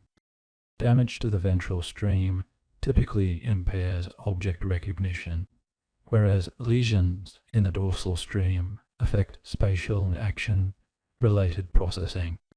These dissociations underscore that visual cognition is not a monolithic function, but a constellation of interrelated processes supported by distinct neural substrates. Recent advances in cognitive neuroscience and neuroimaging have allowed researchers to map the intricate networks involved in visual cognition with increasing precision. Functional memory and event-related potentials have provided temporal and spatial data about how different aspects of vision unfold in the brain.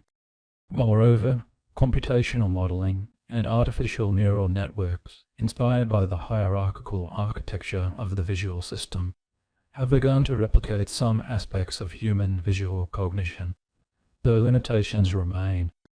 These artificial systems excel at tasks like pattern recognition, but still struggle with generalization and contextual understanding, areas where human cognition remains superior.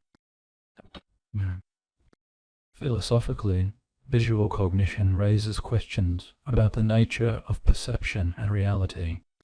The fact that the brain can be fooled by illusions or hallucinations suggests that what we see is not always a direct reflection of the external world, but a constructed experience. This has implications not only for epistemology, but also for practical domains such as eyewitness testimony, design of user interfaces, and the development of virtual reality environments. In conclusion, visual cognition is a sophisticated interplay of sensory input, neural computation, attention, memory, and learned knowledge that allows humans to interpret and interact with the visual world. Its study bridges fundamental questions about brain function and has practical applications in fields as diverse as education, robotics, medicine, and art. By understanding how we see, recognize, and remember visual information, we gain deeper insights into the workings of the human mind itself. The theory of mind, TOM, is a foundational concept in psychology, neuroscience, and cognitive science, referring to the human capacity to attribute mental states, such as beliefs, desires, intentions, emotion, knowledge, oneself and others. It encompasses the understanding that others have thoughts and perspectives that are distinct from one's own. Though seemingly intuitive in adulthood, the development of TOM represents a significant cognitive milestone in early childhood and continues to be a central subject of inquiry across multiple disciplines, from developmental psychology and at its core, theory of mind allows individuals to interpret and predict behavior based on the infrared mental states of others. For example, when someone glances longingly at a piece of cake, a person with a developed TOM can deduce that the individual likely desires the cake, even without an explicit statement. This capacity to read between the lines of behavior is what underpins effective social interaction, empathy, deception, cooperation, and a host of other complex interpersonal processes. Importantly, it enables the kind of nuanced communication that makes human societies deeply interconnected and culturally rich. From a developmental standpoint, the acquisition of TOM is not instantaneous.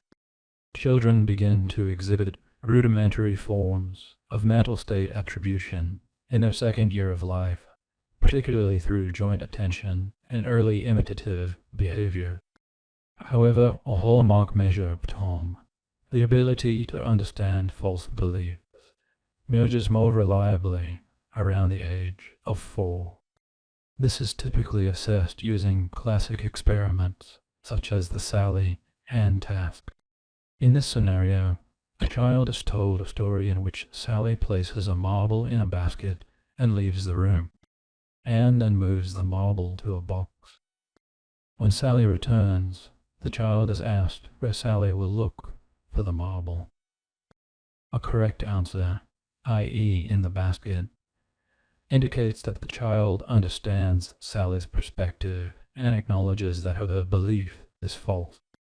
Failure to do so suggests a lack of fully developed TOM. Neurologically, theory of mind is associated with a specialized network of brain regions. Key among these are the medial prefrontal cortex, MC, the temporoparietal junction, TJ, and the posterior superior temporal sulcus. Functional MRI studies consistently show activation in these regions during tasks that require mental state attribution. Interestingly, there appears to be some degree of lateralization. The right TJ, in particular, has been strongly implicated in belief reasoning. These neural circuits also overlap with networks involved in social cognition and narrative comprehension, suggesting that Tom is deeply embedded in the broader architecture of human social intelligence. Despite its seeming ubiquity in human interaction, theory of mind is not universally present or equally developed across all populations. Research into neurodevelopmental conditions, such as autism spectrum disorder, has shown that individuals with ASD often exhibit significant challenges in Tom tasks. This deficit is not indicative of a general cognitive impairment, but rather a specific difficulty in attributing mental states to others. Such findings have spurred debates about the modularity of Tom, whether it represents a distinct cognitive module, or whether it is an emergent property of broader executive and linguistic capability. Language appears to play a critical role in the development and expression of Tom. Studies involving deaf children, particularly those who acquire sign language later in life, show delays in Tom development, suggesting that early linguistic input is crucial. However, the direction of causality remains a topic of discussion. Does language enable Tom, or does the maturation of Tom facilitate more complex linguistic expression? Most likely, the relationship is bidirectional and mutually reinforcing. Cross-cultural research adds further complexity to the picture. While the basic capacity for Tom appears to be universal, its expression can vary depending on cultural norms regarding communication and interpersonal understanding. In collectivist cultures where indirect communication is more prevalent, individuals may develop heightened sensitivity to the mental states of others compared to those in more individualistic societies. This raises important questions about the interplay between cognitive architecture and socio-cultural learning environments. In philosophy, theory of mind intersects with debates about consciousness, intentionality, and problem of other minds. How can we know that others have minds at all? While we cannot directly access another's internal experiences, Tom provides a working solution to this epistemic challenge by allowing us to model others' minds through behavioral cues and contextual inference. It serves as a practical, if not metaphysically definitive, bridge to understanding human subjectivity.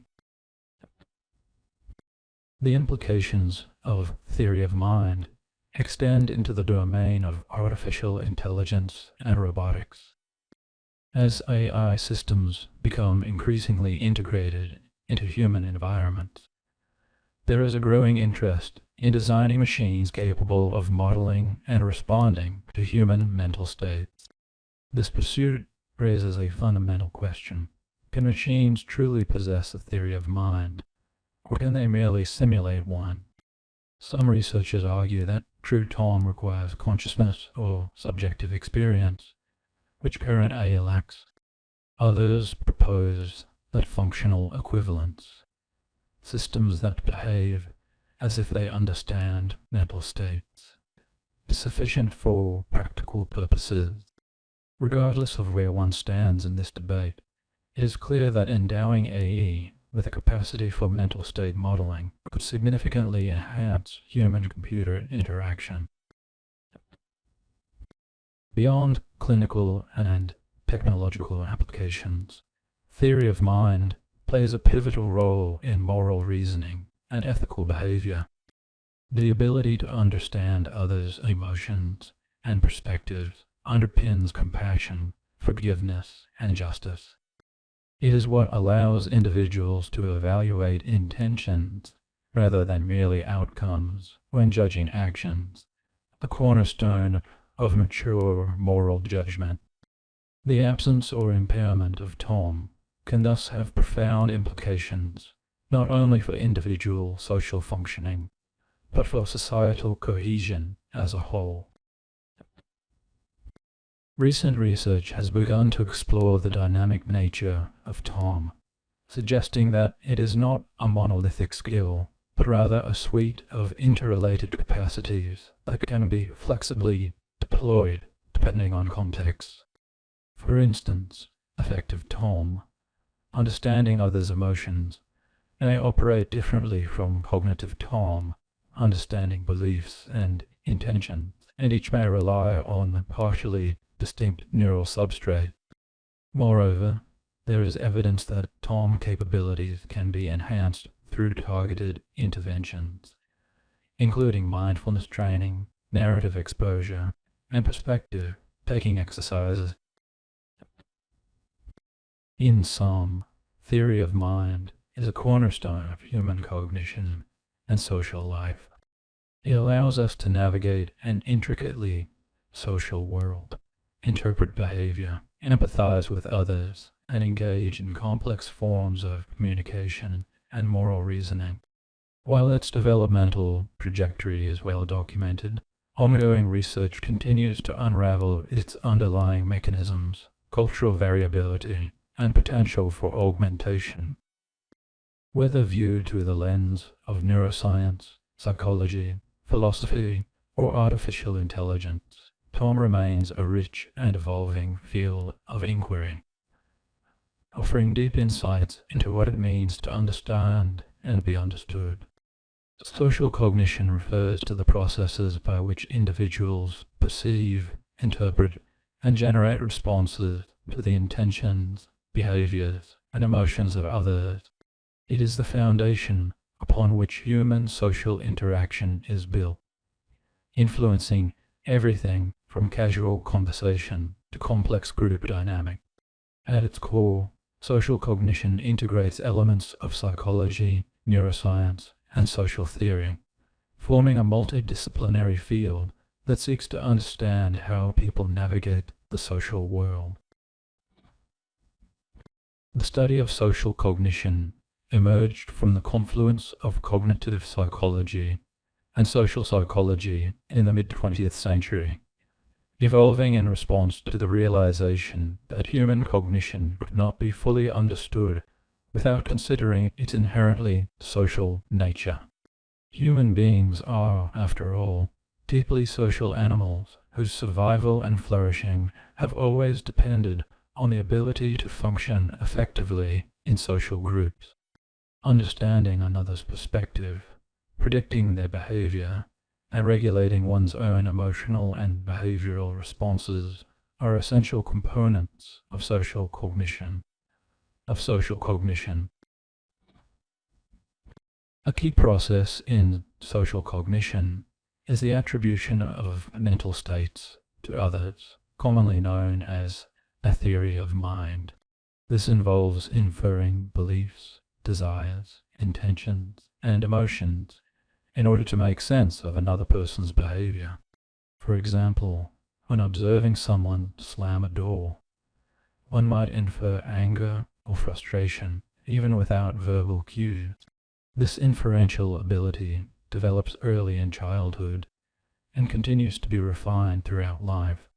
Disruptions in theory of mind have been implicated in various psychiatric and developmental conditions, most notably autism spectrum disorder, where difficulties in understanding others' mental states often lead to social challenges.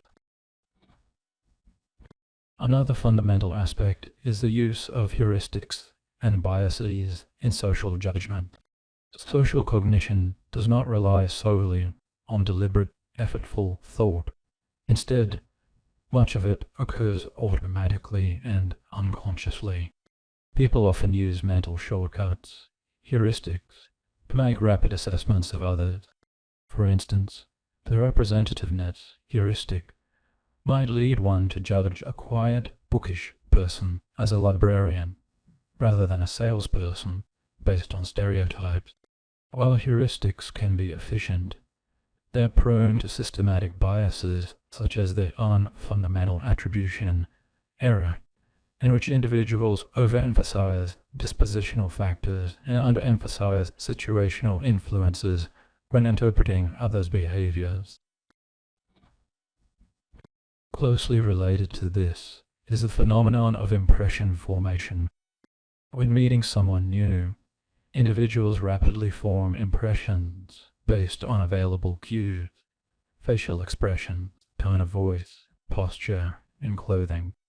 These impressions are often sticky, meaning that initial assessments heavily influence later perceptions, even in the face of contradictory information.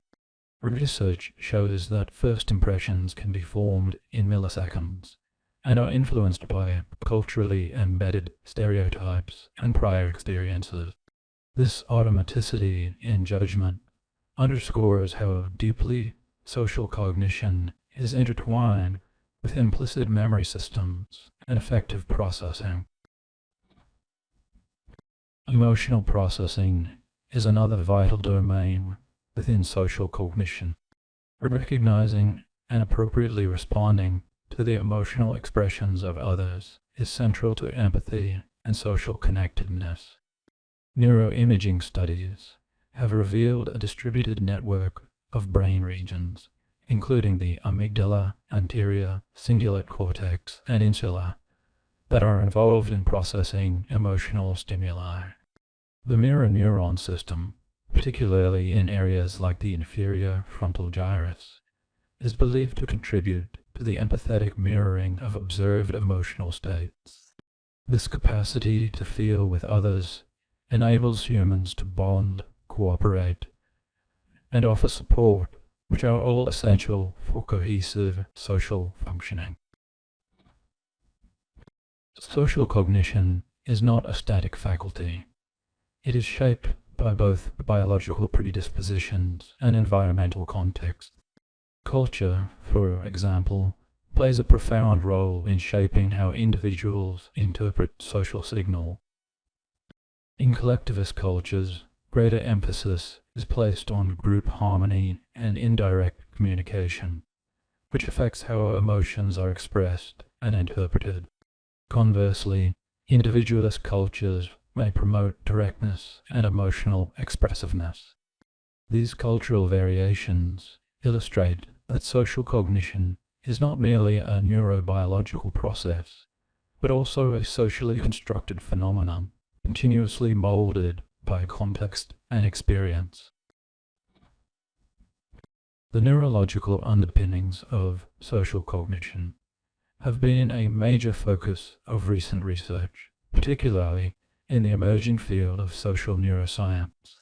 Functional magnetic resonance imaging, fMRI, and other neuroimaging techniques have allowed researchers to map brain regions associated with social tasks. The medial prefrontal cortex is often implicated in perspective, taking, and moral reasoning, while the temporoparietal junction is involved in processing others' beliefs. Damage to these areas, such as from traumatic brain injury or neurodegenerative diseases, often results in significant impairments in social functioning, providing further evidence of the brain's specialization for social thought. Social cognition also intersects significantly with mental health. Disorders such as schizophrenia, borderline personality disorder, and major depressive disorder are frequently associated with impairments in understanding social cues and responding appropriately.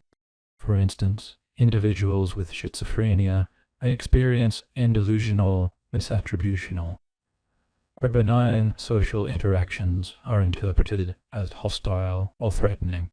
Those with borderline personality disorder might struggle with emotional regulation and experience heightened sensitivity to perceived social rejection. These disruptions highlight how critical effective social cognition is for psychological well-being and interpersonal relationships.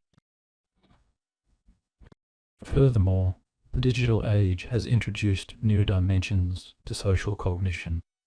Online interactions, devoid of many traditional social cues, present challenges and opportunities for understanding others. Emojis, punctuation, and even response timing have taken on new significance in conveying emotional tone and intention. Social media platforms, while expanding social networks, also amplify social comparison and often distort perceptions of others' lives, affecting self-esteem and mental health. The evolution of digital communication necessitates a re-examination of traditional theories of social cognition in light of rapidly changing social environments.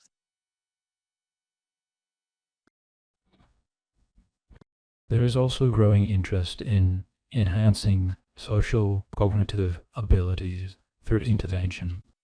Programs aimed at improving emotion recognition, fostering empathy, and teaching perspective. Taking skills have shown promise in educational and clinical settings. For example, cognitive behavioral therapies often incorporate elements designed to improve social cognition in individuals with social anxiety or autism.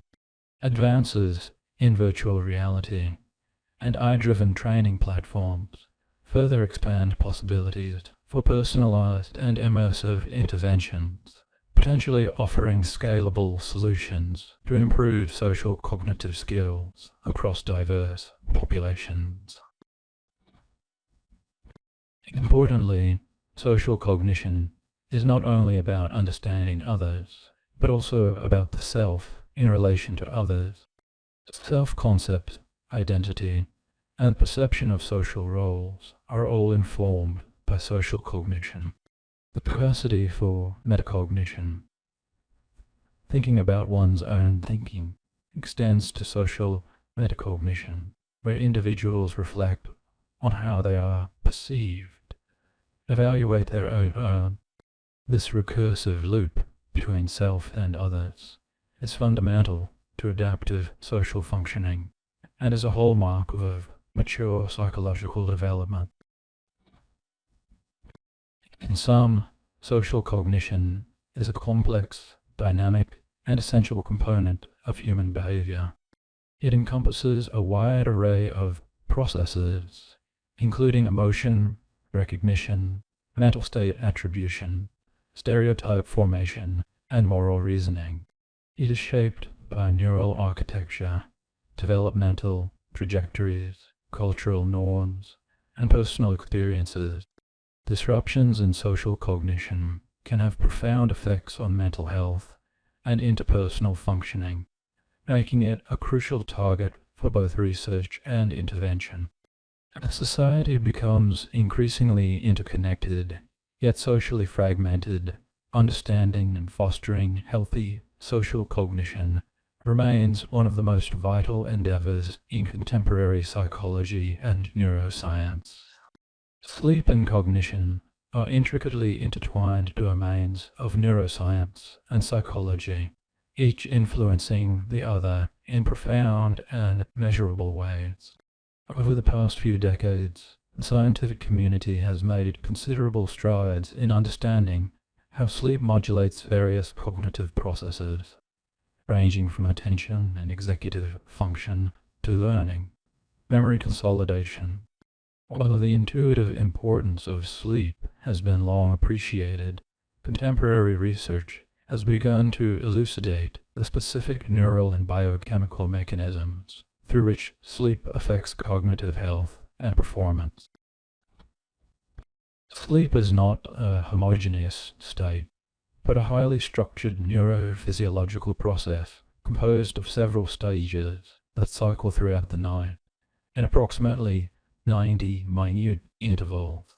These stages are broadly divided into rapid eye movement, REM sleep, and non-REM REM sleep, the latter including stages none and 3.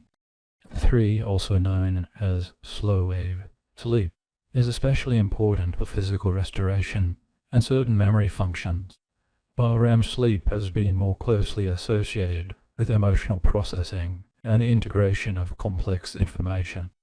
Each stage plays a unique role in supporting the brain's plasticity, the ability to adapt, reorganize, and form new neural connections.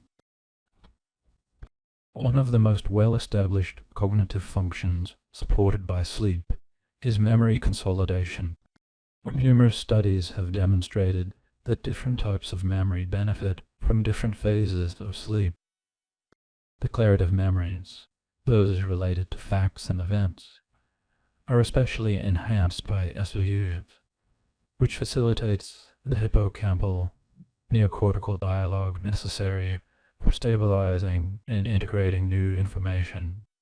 Procedural memories, on the other hand, which involve motor skills and habits, are more reliant on REM sleep. The sequential interplay of REM and REM stages appears to create an optimal environment for memory reactivation, transformation, and long-term storage. This idea is encapsulated in the active systems consolidation hypothesis, which posits that memories are initially stored in the hippocampus and are gradually transferred to the neocortex for permanent storage during sleep. Beyond memory, sleep influences core aspects of cognition such as attention, executive functioning, and decision-making. Sleep deprivation, whether acute or chronic, impairs vigilance, slows reaction times, and diminishes the capacity for sustained attention. These deficits are not merely subjective feelings of tiredness. They are quantifiable changes in neural activity, particularly in the prefrontal cortex, a region essential for planning, inhibition, and higher-order reasoning. Functional MRI studies have consistently shown reduced activation in this area during tasks requiring working memory or complex decision-making when participants are sleep deprived. Furthermore, sleep loss alters the reward processing circuits of the brain, often making individuals more impulsive and less risk-averse, a phenomenon with significant implications for professions that demand high-stakes judgment, evaluation, enforcement. Importantly, the quality of sleep, not just its duration, plays a crucial role in cognitive outcome. Fragmented or poor quality sleep, often observed in conditions like sleep apnea or insomnia, can lead to cognitive impairments, even in individuals who spend sufficient time in bed. Obstructive sleep apnea, for example, is associated with intermittent hypoxia and sleep fragmentation, both of which are linked to deficits in attention, memory, and executive functioning. Similarly, individuals suffering from chronic insomnia often report difficulties in concentration, memory lapses, and decreased mental performance, which may be attributed to both the lack of restorative sleep and the heightened physiological arousal associated with the condition. The bidirectional relationship between sleep and cognition also becomes particularly salient in the context of aging and neurodegenerative diseases. As individuals age, changes in sleep architecture, such as reduced SUs and more fragmented sleep, are common and have been correlated with cognitive decline. Moreover, accumulating evidence suggests that impaired sleep may not only be a symptom, but also a contributing factor to neurodegenerative processes, particularly in Alzheimer's disease. The glymphatic system, a recently discovered waste clearance pathway, becomes more active during sleep and plays a vital role in removing neurotoxic waste products like beta amyloid. Disrupted sleep may impede this clearance mechanism, leading to the accumulation of plaques and tangles characteristic of Alzheimer's pathology. In children and adolescents, the role of sleep in cognitive development is no less critical. Adequate sleep is essential for neurodevelopmental processes, academic achievement, and emotional regulation. Sleep deprivation during these formative years has been linked to difficulties in attention, behavioral problems, and lower academic performance. Given that circadian rhythms naturally shift during adolescence, leading to later sleep and wake times, the misalignment with early school schedules has sparked a debate on the need to delay school start times, but public health recommendations supported by numerous pediatric and educational organizations. Sleep also modulates creativity and problem-solving abilities. Studies employing tasks that require insight or novel solutions have shown that participants who were allowed to sleep, especially with periods of REM, were more likely to arrive at creative answers than those who remained awake. This may be due to the brain's unique activity during REM sleep, characterized by increased limbic system activity and decreased prefrontal cortex control, allowing for more associative and less constrained thinking. These insights are consistent with anecdotal reports from artists and scientists who attribute their breakthroughs to dreams or rest periods. At a molecular level, sleep regulates gene expression and synaptic homeostasis in ways that support cognitive functioning.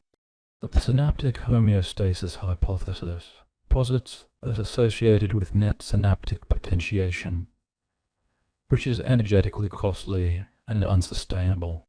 Sleep, particularly slow wave sleep, serves to downscale synaptic strength globally, preserving the relative differences that encode new learning while restoring cellular energy balance. This synaptic pruning is believed to enhance signal-to-noise ratios in neural networks, thereby improving the efficiency and fidelity of cognitive processes upon waking. Despite the growing body of research, several questions remain unanswered. For instance, the exact neural mechanisms through which sleep stages interact to optimize different forms of memory are still under investigation. Similarly, individual differences in sleep, need, and resilience to sleep deprivation complicate generalization. Genetic factors, chronotype, lifestyle, and comorbid health conditions all influence how sleep impacts cognition in a given person. Nonetheless, practical implications of this knowledge are profound. Interventions to improve sleep hygiene, such as maintaining regular sleep schedules, limiting screen time before bed, and optimizing sleep environments, can yield significant cognitive benefits.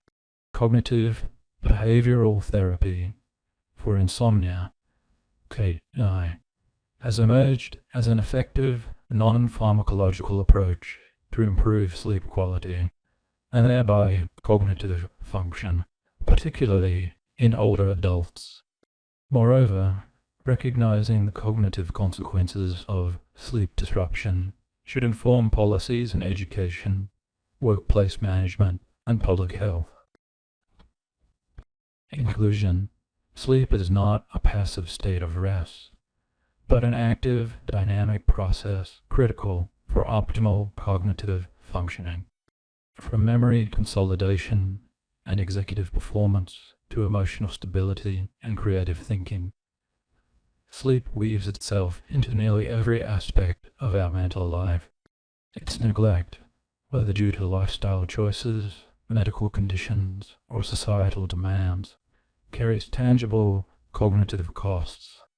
A deeper understanding and broader societal appreciation of the sleep-cognition nexus can pave the way for healthier brains and sharper minds.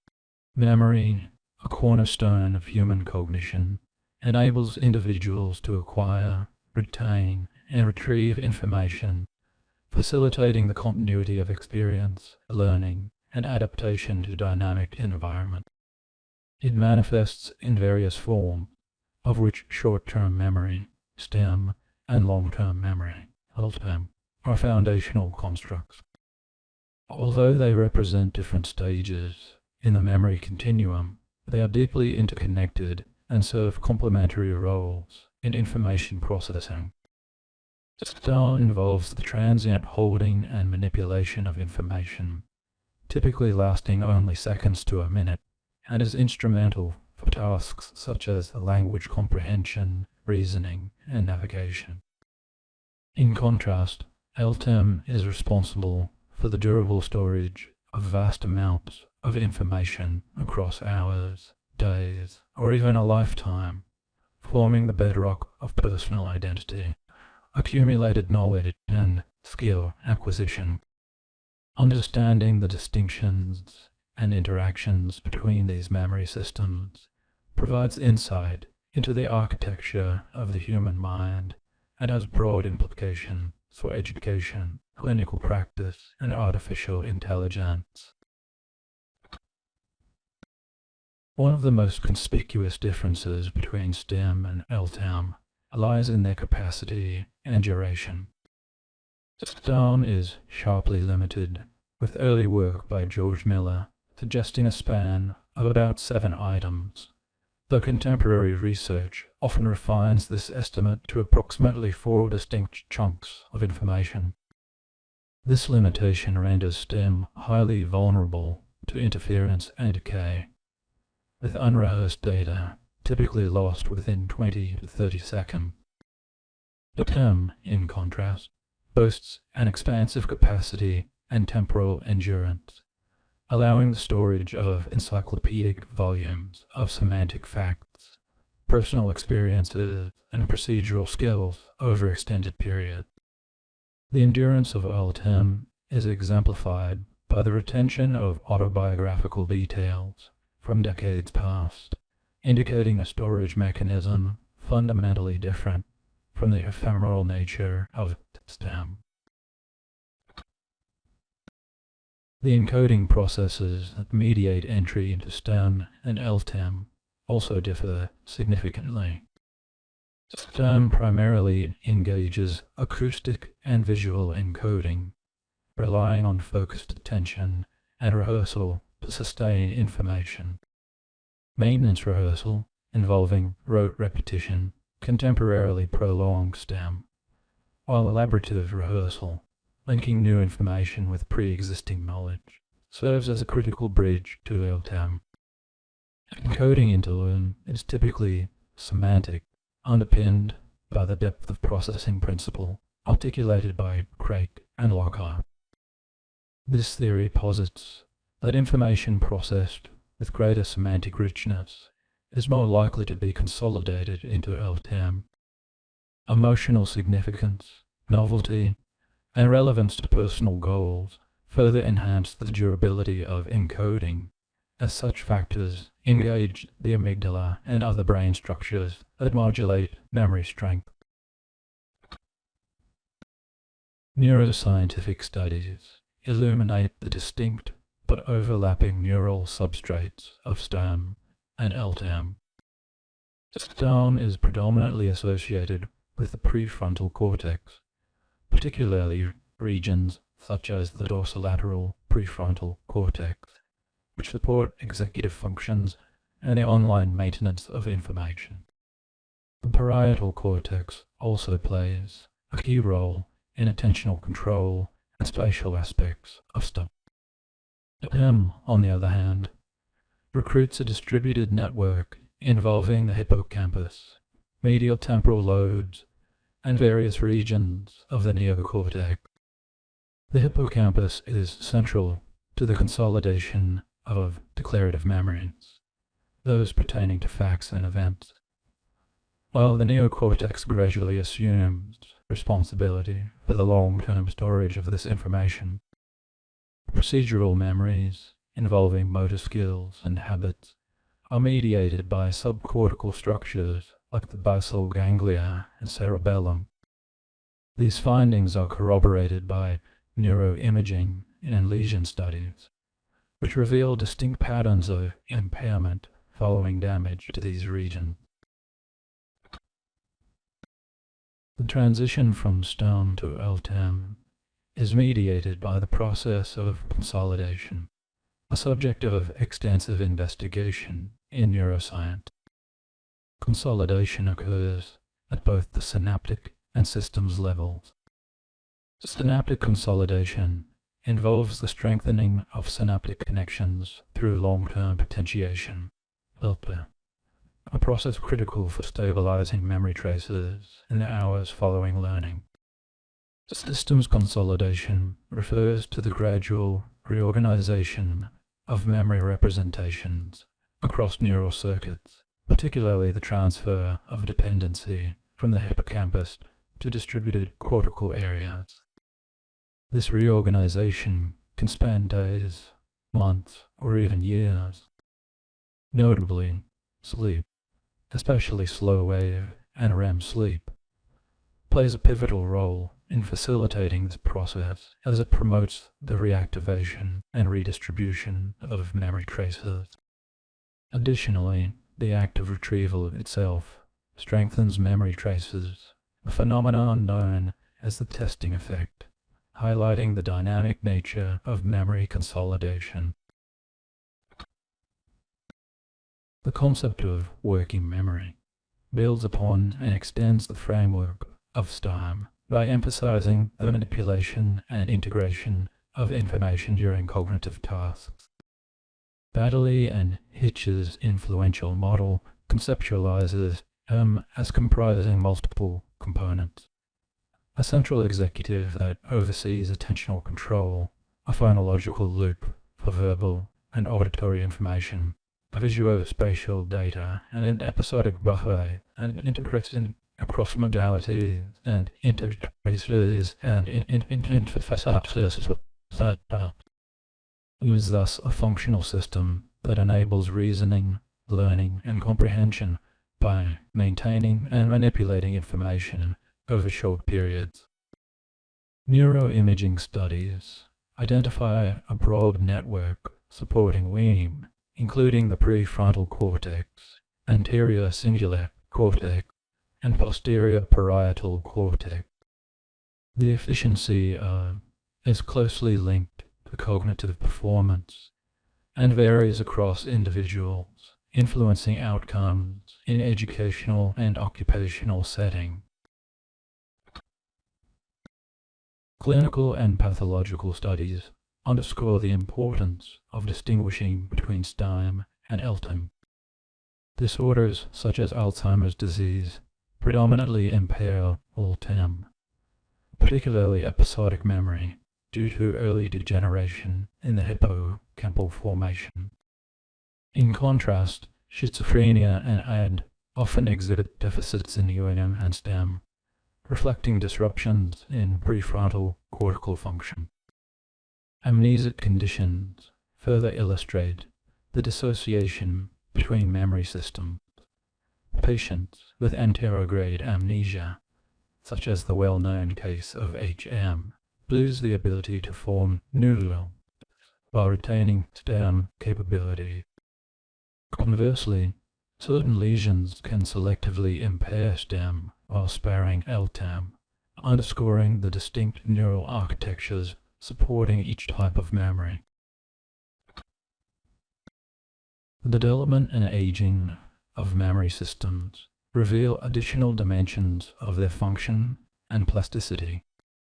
In children, STEM and UM capacities expand with the maturation of the prefrontal cortex and the refinement of executive functions.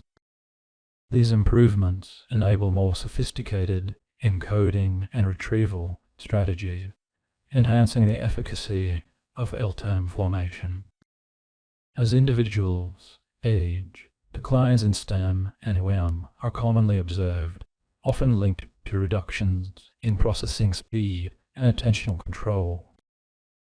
However, not all aspects of memory deteriorate equally.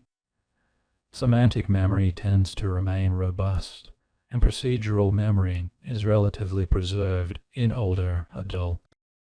These patterns reflect the differential vulnerability of memory subsystems to the effects of aging.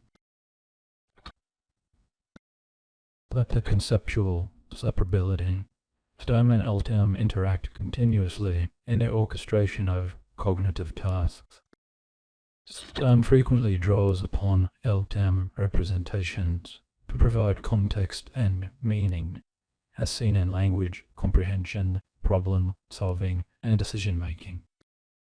LTEM, in turn, is dynamically updated through interactions with STEAM and EMM, allowing the integration of new information with established knowledge schema. This reciprocal relationship enables the adaptive construction of meaning and supports the flexible application of prior knowledge to novel situations. The interconnectedness of these systems argues for models of memory that emphasize functional integration alongside structural specialization.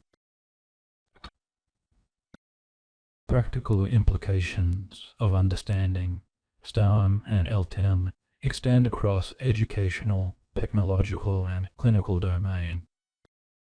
In education, strategies such as chunking, elaborative encoding, spaced repetition, and interleaved practice are informed by cognitive principles of memory enhancement.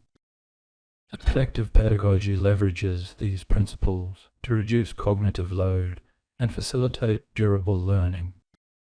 In the realm of technology, user interface design and information architecture benefit from an appreciation of memory constraints, optimizing the presentation of information to align with human cognitive capacities. Clinically, interventions for memory impairments draw upon insights into the differential functions and vulnerabilities of STEM and LTEM, guiding diagnosis and therapeutic approaches. In sum, short-term and long-term memory constitute integral components of the cognitive architecture, each with distinct properties, mechanisms, and neural underpinning. Their interplay enables the seamless flow of information from perception through action, supporting the richness and continuity of conscious experience. Advances in cognitive neuroscience continue to elucidate the complexities of these memory systems, offering deeper insights into the nature of thought, learning, and consciousness. As research progresses, integrating STEM and LTEM within comprehensive theoretical frameworks remains a critical endeavor, with profound implications for science, education, and society at large. Semantic memory is a fundamental component of human cognition, encompassing our general world knowledge, including facts, concepts, meaning, and associations that are not tied to personal experiences. Unlike episodic memory, which involves the recollection of specific events and experiences situated in time and place, semantic memory operates in a more abstract domain, providing the backbone for reasoning and comprehension. This distinction was first thoroughly conceptualized by Endo Tulven, who separated memory systems into episodic and semantic, noting that while both reside within declarative memory, they serve distinct functions and rely on partially overlapping neural substrates. Semantic memory is what allows us to know that Paris is the capital of France, that a lemon is sour, or that a triangle has 3 sides, even if we do not remember when or where we learned these facts. The formation and organization of semantic memory have been extensively studied across cognitive psychology, neuroscience, and computational modeling. At its core, semantic memory is believed to be organized in a network-like structure, where concepts are nodes and associations between them are links. This idea was popularized by models such as Collins and Quillian's hierarchical network model, which suggested that concepts are stored in a hierarchy and retrieved via spreading activation. For example, the concept of a bird may trigger the concept of a canary, which may in turn activate related attributes such as can sing or has feathers. However, later models, such as the parallel distributed processing models proposed by Rumelheim and McClamick, exclude representation of semantic knowledge. In these connectionist frameworks, semantic information emerges from patterns of activation across a network of simple units, much like neurons in the brain. These models have the advantage of being more biologically plausible and capturing the graded, context-sensitive nature of human semantic judgment. Neuroscientific investigations into semantic memory have highlighted the critical roles of various brain regions, particularly within the temporal and frontal lobe. The anterior temporal lobe, ATL, has emerged as a hub for amodal semantic processing, integrating modality, specific features represented in other areas of the brain into coherent concept. Damage to the hull, as seen in semantic dementia, a form of frontotemporal lobar degeneration, leads to a progressive deterioration in the ability to understand and produce meaningful concepts, even while episodic memory and other cognitive faculties may remain intact for some time. Functional neuroimaging studies further corroborate the ATL's role, demonstrating robust activation during semantic tasks such as object naming, word comprehension, and category judgment. Additionally, the inferior frontal gyrus, particularly in the left hemisphere, contributes to semantic retrieval and control, helping individuals select the appropriate meaning of a word based on context or suppress irrelevant associations. One fascinating aspect of semantic memory is its flexibility and adaptability. Although semantic memory is generally considered stable and enduring, it is not entirely static. It can be updated with new information, restructured through learning, and influenced by context and expectation. For instance, semantic priming, where exposure to one word, e.g., doctor, facilitates the recognition of a related word, e.g. nurse, demonstrates how a semantic memory is sensitive to recent experiences and association. This phenomenon is frequently utilized in psycholinguistic experiments to infer the structure and dynamics of semantic networks. Similarly, the concept of embodied semantics suggests that our semantic representations are grounded in sensory and motor experiences. This perspective posits that understanding a concept like kick involves partial reactivation of the motor areas responsible for leg movement, reflecting an intrinsic link between cognition and bodily experience. Semantic memory also plays a vital role in language processing and acquisition. It supports our ability to understand word meanings, construct sentences, and grasp abstract concepts. Children gradually build their semantic memory through repeated exposure to words and concepts in different contexts, often facilitated by social interaction and education.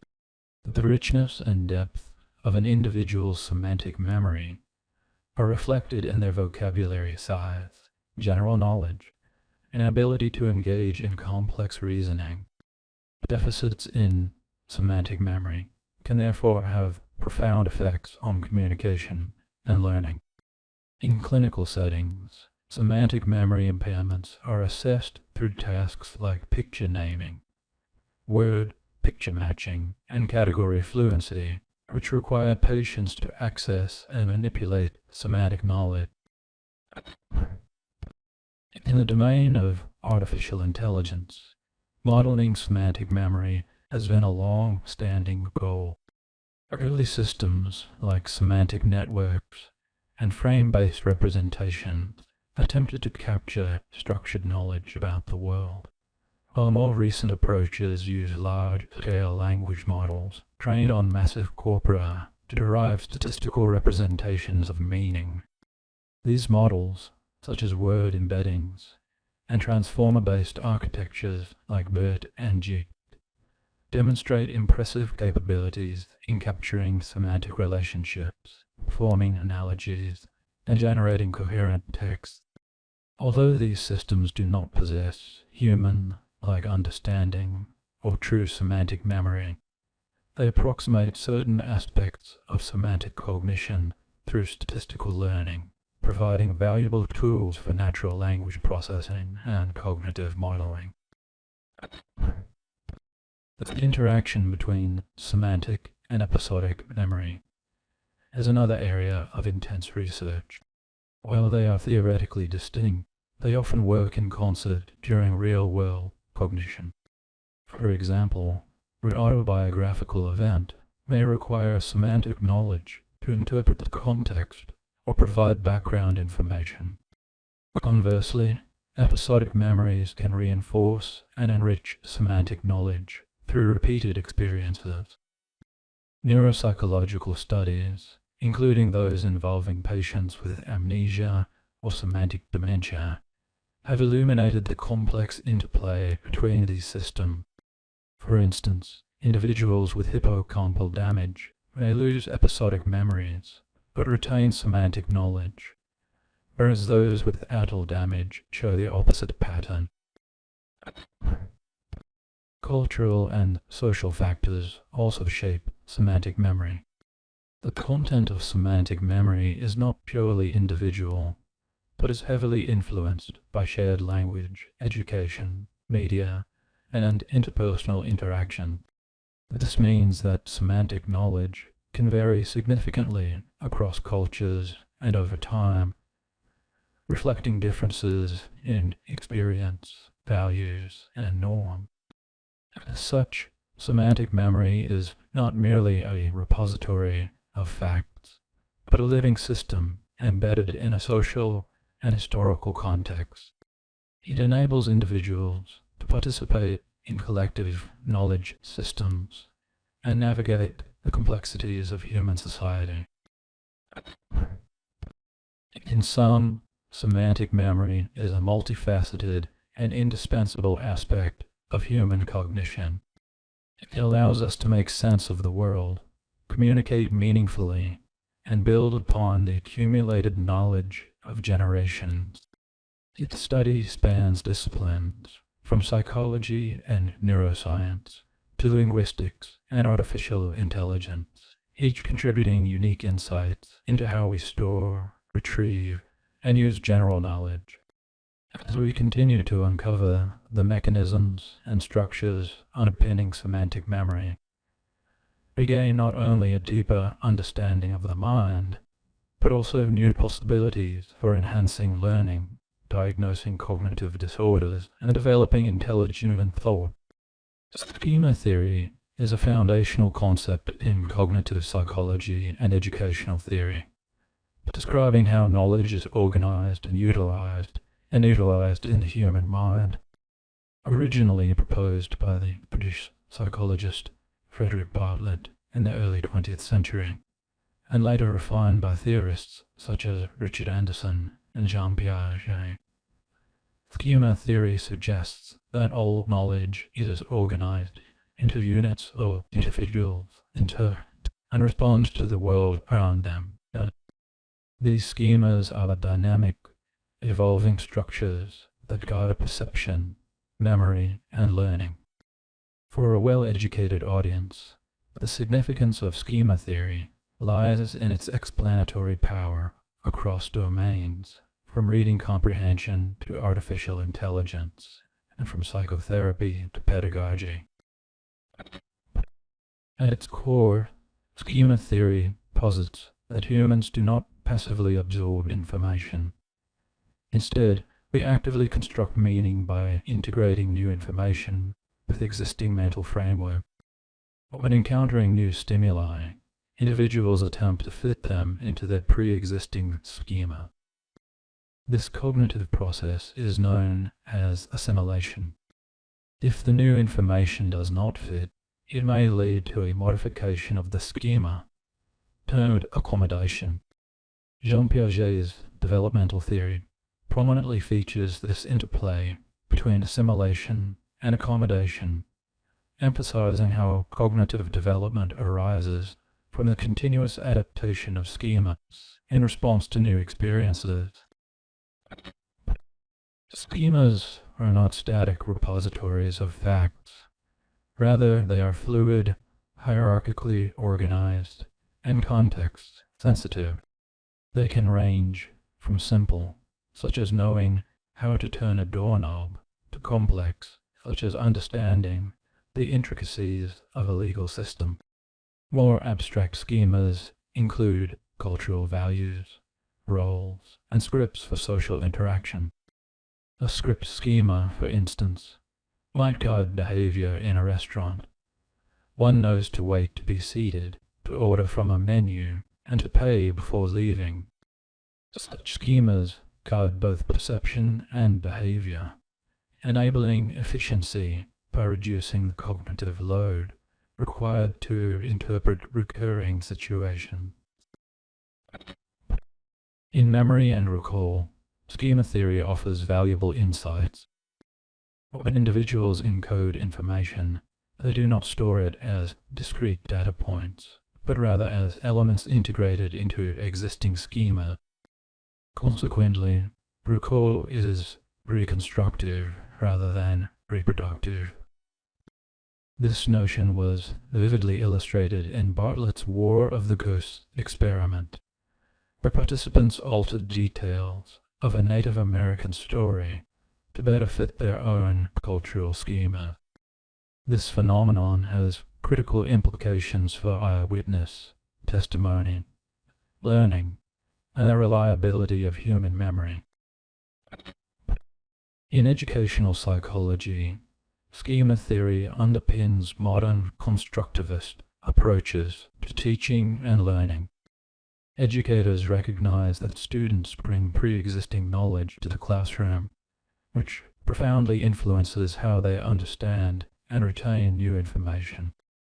Effective instruction, therefore, involves activating relevant prior knowledge, making connections explicit, and helping learners reorganize their schemas when faced with conceptual change. Misconceptions often persist because learners assimilate new content into flawed or incomplete schemas rather than accommodating the necessary changes.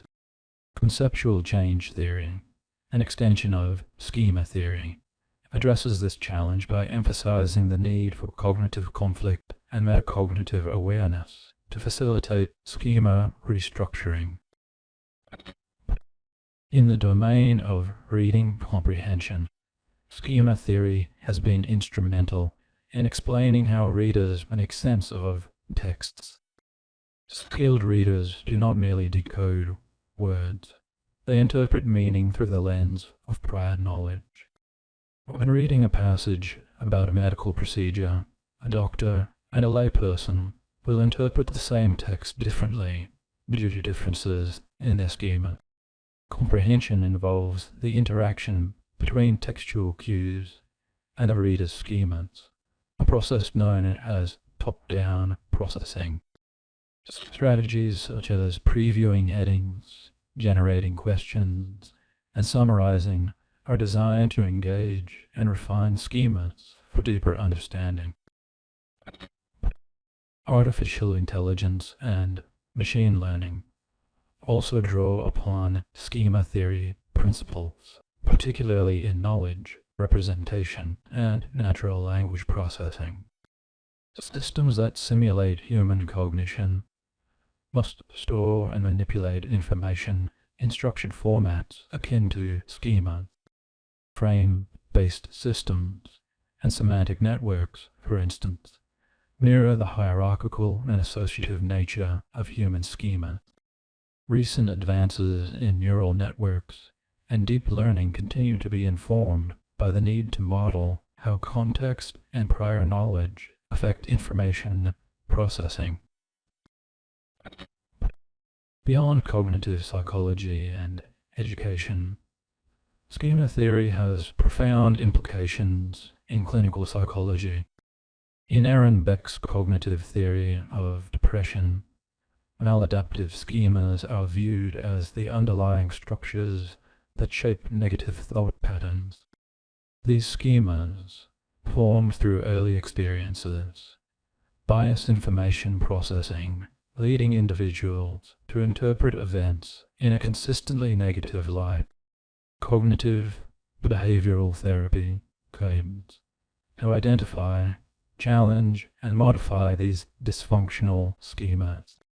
Similarly, in schema therapy developed by Jeffrey Young, long-standing patterns of thinking, feeling, and behaving, called early maladaptive schemas, are targeted for therapeutic intervention. This cross-domain utility attests to the robustness of schema theory as a framework for understanding the human mind. Critiques of schema theory generally focus on its lack of specificity and testability. Because schemas are abstract constructs inferred from behavior rather than directly observable, some argue they are difficult to operationalize and measure. However, advances in neuroscience and cognitive science have begun to provide empirical support. Functional MRI studies, for instance, show that prior knowledge activates specific neural networks, supporting the notion that schemas have a neurological basis. The medial prefrontal cortex, in particular, appears to play a key role in schema-related processing, linking memory, decision-making, and social cognition. Moreover, schema theory is not without cultural and contextual caveats. Schemas are deeply embedded within cultural frameworks, influencing how people perceive and react to the world. A schema that facilitates understanding in one culture may be irrelevant, or even misleading in another. As such, cross-cultural psychology must carefully consider how cultural schemas shape cognition and behavior. This is particularly important in globalized contexts like international education, multicultural counseling, and cross-border communication. In sum, schema theory offers a powerful integrative lens through which to understand human cognition. It captures the active, dynamic, and context-sensitive nature of learning and memory, highlighting the importance of prior knowledge in shaping new experiences. From classrooms to clinics, and from algorithms to art, schemas underlie the patterns through which we make sense of the world. Their influence permeates perception, comprehension, judgment, and action. As a theoretical construct, schema bridges the gap between the abstract realm of cognition and the practical demands of education, therapy, and technology.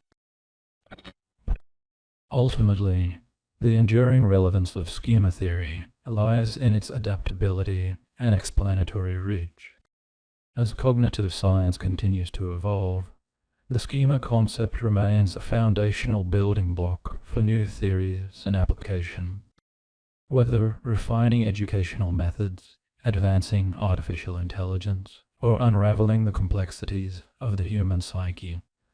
Schema theory continues to illuminate the intricate architecture of knowledge that defines human experience. Procedural memory is a fundamental component of the human memory system, intricately involved in the learning and execution of skills and tasks that require motor coordination, routine habits, and other cognitive procedures. Unlike declarative memory, which involves the conscious recollection of facts and events, procedural memory operates at an unconscious or automatic level, allowing individuals to perform actions without deliberate thought once those actions are well learned. This form of memory is essential for everyday functioning and is responsible for activities such as riding a bicycle, typing on a keyboard, playing a musical instrument, or even driving a car. One of the defining characteristics of procedural memory is its resistance to forgetting. Skills learned and deeply ingrained through repeated practice tend to persist over time, often remaining intact even in cases of profound amnesia that affect other types of memory. The robustness of procedural memory suggests it is stored and processed in brain regions that are distinct from those used in declarative memory systems, specifically implicating structures such as the basal ganglia and motor cortexes. The basal ganglia play a central role in the formation and execution of procedural memories, particularly in habits and skills that require the integration of complex motor sequences. This neural structure, through its interconnected loops with the prefrontal cortex and motor areas, supports the gradual acquisition of routines via reinforcement learning mechanism.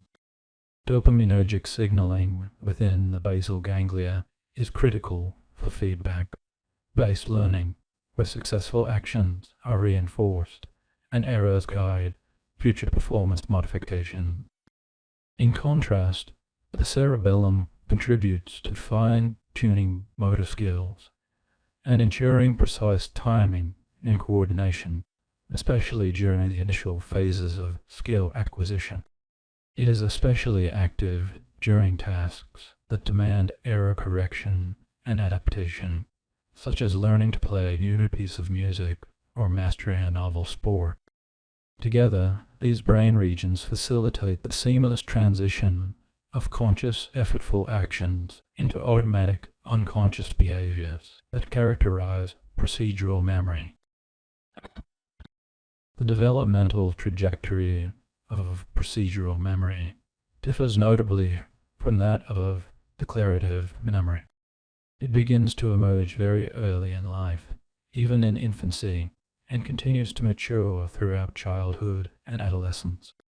Research suggests that children are capable of procedural learning long before they can form reliable declarative memory.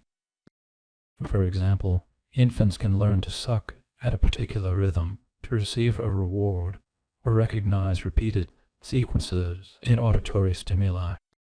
These abilities point to an early developing system that supports the implicit acquisition of environmental regularity and action pattern. Furthermore, procedural learning does not require explicit awareness. Individuals can acquire complex sequences without being able to verbalize them or even consciously recognize what they have learned.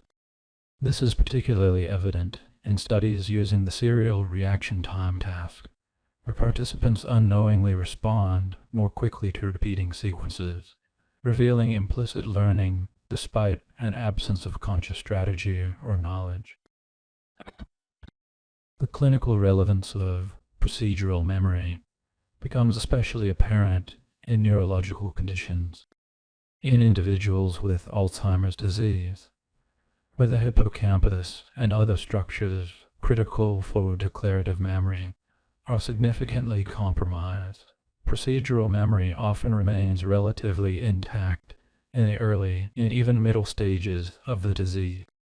Patients may struggle to recall recent conversations or recognize familiar faces but can still perform routine tasks like brushing their teeth or making coffee. Conversely, in Parkinson's disease, where the basal ganglia are primarily affected, patients often show impairments in procedural learning and execution, particularly in tasks requiring fine motor control and sequential movements. These contrasting patterns of memory preservation and decline offer valuable insights into the neural architecture of memory system and have practical implications for rehabilitation. For instance, therapies for memory.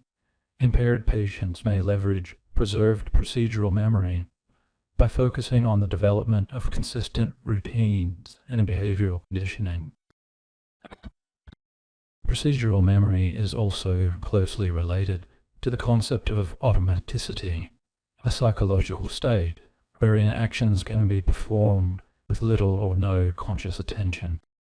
Through repeated practice, behaviors become automatized, reducing cognitive load and allowing the brain to allocate resources to other tasks. This phenomenon is particularly beneficial in multitasking scenarios, such as when an experienced driver navigates a busy road while engaging in a conversation. Automaticity emerges as a result of extensive procedural learning and is a hallmark of expertise in various domains, from athletics to professional skill. The underlying neural changes associated with this process include increased efficiency and connectivity in relevant motor and cognitive networks, a reduction in activation in areas associated with effortful control, and enhanced integration within procedural memory system. These changes reflect the brain's capacity for plasticity, allowing it to optimize performance and minimize resource expenditure over time. Educational and occupational settings also benefit significantly from an understanding of procedural memory. Skill-based training programs, such as those in aviation, surgery, or musical instruction, rely on principles of procedural learning to instill competencies that must be performed accurately and reliably under pressure. Effective teaching strategies often incorporate repetition, feedback, and progressive difficulty, all of which enhance procedural encoding. Additionally, because procedural memory is less vulnerable to stress and fatigue than declarative memory, it becomes especially valuable in high-stakes environments where cognitive resources may be strained. The durability and efficiency of procedural knowledge make it a cornerstone of performance in many professions, underscoring the importance of designing learning environments that foster its development. Despite its strength, procedural memory is not without limitations. One of its most notable drawbacks is its inflexibility. Once a procedure is learned, it can be difficult to modify or unlearn, particularly if it becomes habitual. This can lead to the persistence of maladaptive behaviors or inefficient routines, which may be resistant to change even when the individual is aware of better alternatives. In such cases, unlearning requires the establishment of new competing procedures, often through deliberate retraining and contextual shifts that help break old associations. This phenomenon has been studied in the context of motor rehabilitation following injury or stroke, where patients must relearn movement patterns that conflict with previously learned but no longer functional habits. Understanding the mechanisms that govern procedural unlearning and relearning is an important area of ongoing research, particularly in the domains of behavioral therapy and neurohabilitation. In sum, procedural memory constitutes a critical dimension of the human cognitive system, underpinning the learning and automation of a wide range of motor and cognitive skills. Its distinct neural substrates, resistance to decay, early development, and clinical relevance highlight its unique contributions to both everyday life and specialized expertise. As research continues to explore the intricacies of procedural learning and memory, including its neural dynamics, interactions with other memory systems, and applications in educational and therapeutic contexts, our appreciation of this silent yet powerful memory system will undoubtedly deepen. Problem solving is a fundamental cognitive process that underlies much of human behavior, encompassing a broad spectrum of activities from mundane daily tasks to complex professional challenges. At its core, problem solving is the ability to identify a gap between a current state and a desired goal, and to generate and implement strategies to bridge that gap effectively. For a well-educated audience, particularly those with analytical inclinations or academic backgrounds, understanding problem solving involves examining both its theoretical underpinnings and practical applications across domains, such as mathematics, science, engineering, management, and everyday reasoning. The process typically unfolds in distinct, though often overlapping, stages: problem identification, information gathering, hypothesis generation, solution testing, and evaluation. However, this linear model is frequently complicated by the nature of real-world problems, which are often ill-structured, involve multiple variables, and require adaptive thinking. Cognitive psychologists like Newell and Simon have historically conceptualized problem-solving through the information processing paradigm, which likens the mind to a computer that encodes inputs, processes them through internal representations and rules, and produces outputs. Their notion of problem spaces, representations of all possible states, from initial conditions to the goal state, highlights the role of search and heuristics in finding solutions, especially when exhaustive search is computationally unfeasible. Heuristics, such as means and analysis or working backward, provide useful shortcuts in navigating large problem spaces, though they do not guarantee optimal solution. Conversely, algorithms, while more rigid and often slower, ensure accuracy when applicable. Expert problem solvers tend to differ from novices not merely in knowledge quantity, but in how that knowledge is organized and accessed. For instance, experts possess more domain-specific schemas, enabling them to recognize underlying principles rather than surface features. This ability to chunk information efficiently allows them to reduce cognitive load and devote resources to higher-order reasoning. In domains such as mathematics, problem-solving requires both procedural fluency and conceptual understanding. A mathematician, for example, not only needs to manipulate equations, but also to grasp the abstract structures underlying them. The interplay between divergent and convergent thinking is also critical. Divergent thinking facilitates the generation of multiple solution paths, promoting creativity and innovation, whereas convergent thinking helps narrow these options down to the most viable one. Scientific problem solving incorporates an additional layer of empirical validation.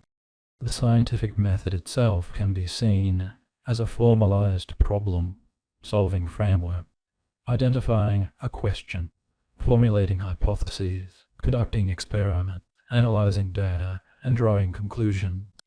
In engineering, problem-solving is inherently iterative and design-oriented, often constrained by real-world limitations such as materials, budgets, and timeline.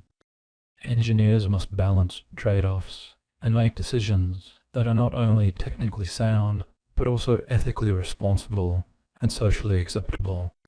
In business and management, problem solving becomes a multi-stakeholder endeavor that blends data analysis with human psychology. Decision-making frameworks such as SWOT analysis, root cause analysis, or the PDK, plan, do, check, act, cycle exemplify structured approaches to organizational problem solving. These frameworks are augmented by soft skills like communication, negotiation, and leadership, which are crucial in aligning team efforts and overcoming resistance to change. Moreover, the role of metacognition, thinking about one's own thinking, is paramount. Effective problem solvers monitor their progress, recognize when they are stuck, and adapt strategies accordingly. This self-regulatory aspect distinguishes mere trial and error attempts from strategic intervention. It also connects to the concept of growth mindset, popularized by Carol Dweck, which posits that individuals who view intelligence and ability as malleable are more likely to persist through challenging problems and ultimately achieve better outcomes. Technological advances have further transformed the landscape of problem solving. The rise of artificial intelligence and machine learning has introduced new tools and paradigms for tackling complex problems at scale.